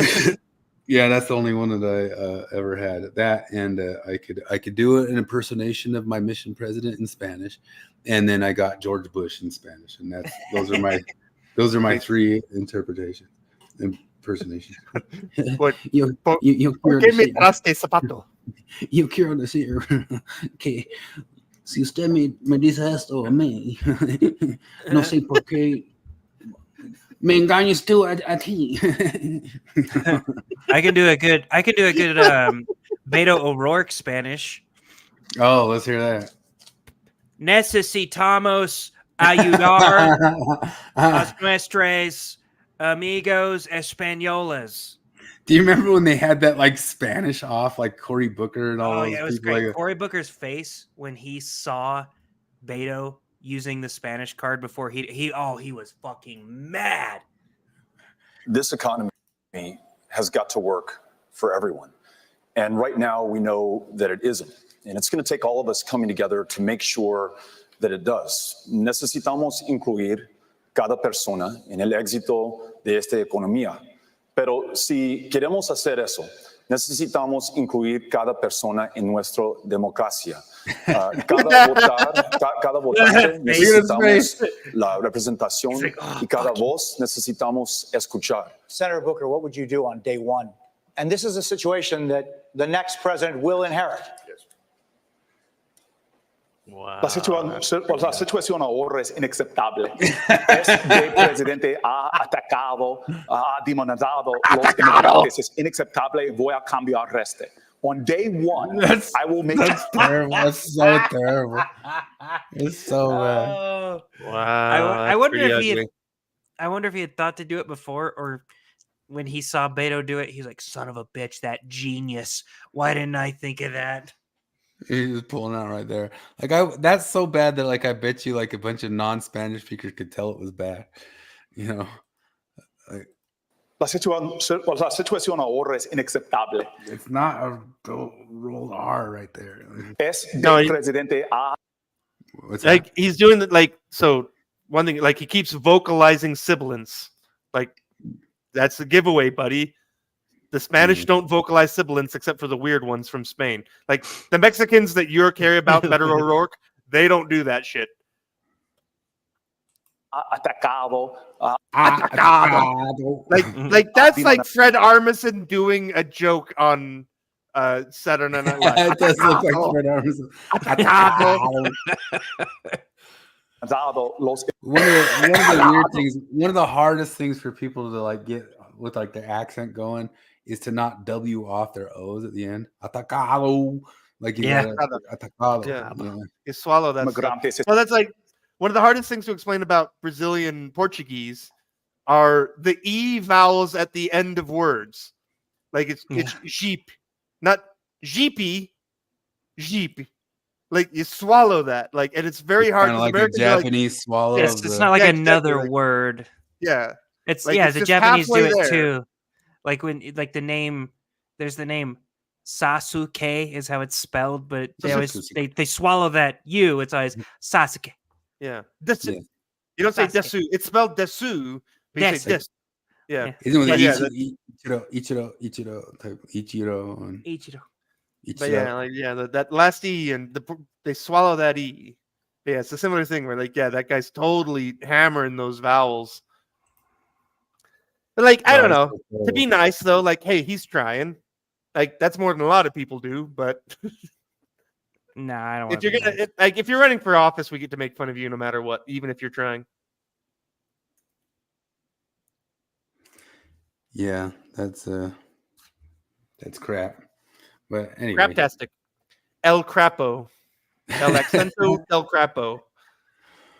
Yeah. Well, it's been 3 hours.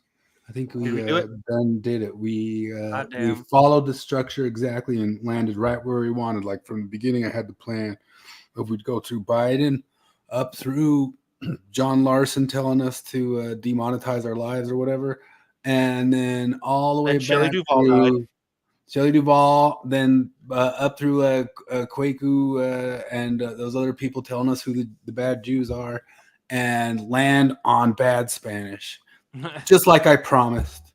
So if you caught the subtext, vote Trump. That's the thread. The thread all the way through is we are terrible, horrible Christian nationalist white supremacists. The power of many. No, they came out and said in that show to write out finally that the Jedi are the bad guys. Yeah. Oh, finally. Yeah. So when people are trying to be like, well, you didn't read it in the subtext in George in the prequels that the Jedi were arrogant and overstepped their. No, we understood that. That means that they were arrogant and they messed up a little bit. I get that. Did you notice that they were like white? Them genocidal maniacs. It's also stupid. Stuff was just as stupid this week as ever. That is the actual truth, right? Stuff's stupid. Stupidness achieved. And it will be stupid again next week. So, it doesn't seem like they're going to stop the stupid anytime soon. Bring on the I guess that's what they call it, This Week in Stupid. I mean, we got to take over that title. Nobody's using it. All right. Yeah, that's right. All righty, y'all. Thanks for hanging out. All right. Grooves. All right. Later. See you later.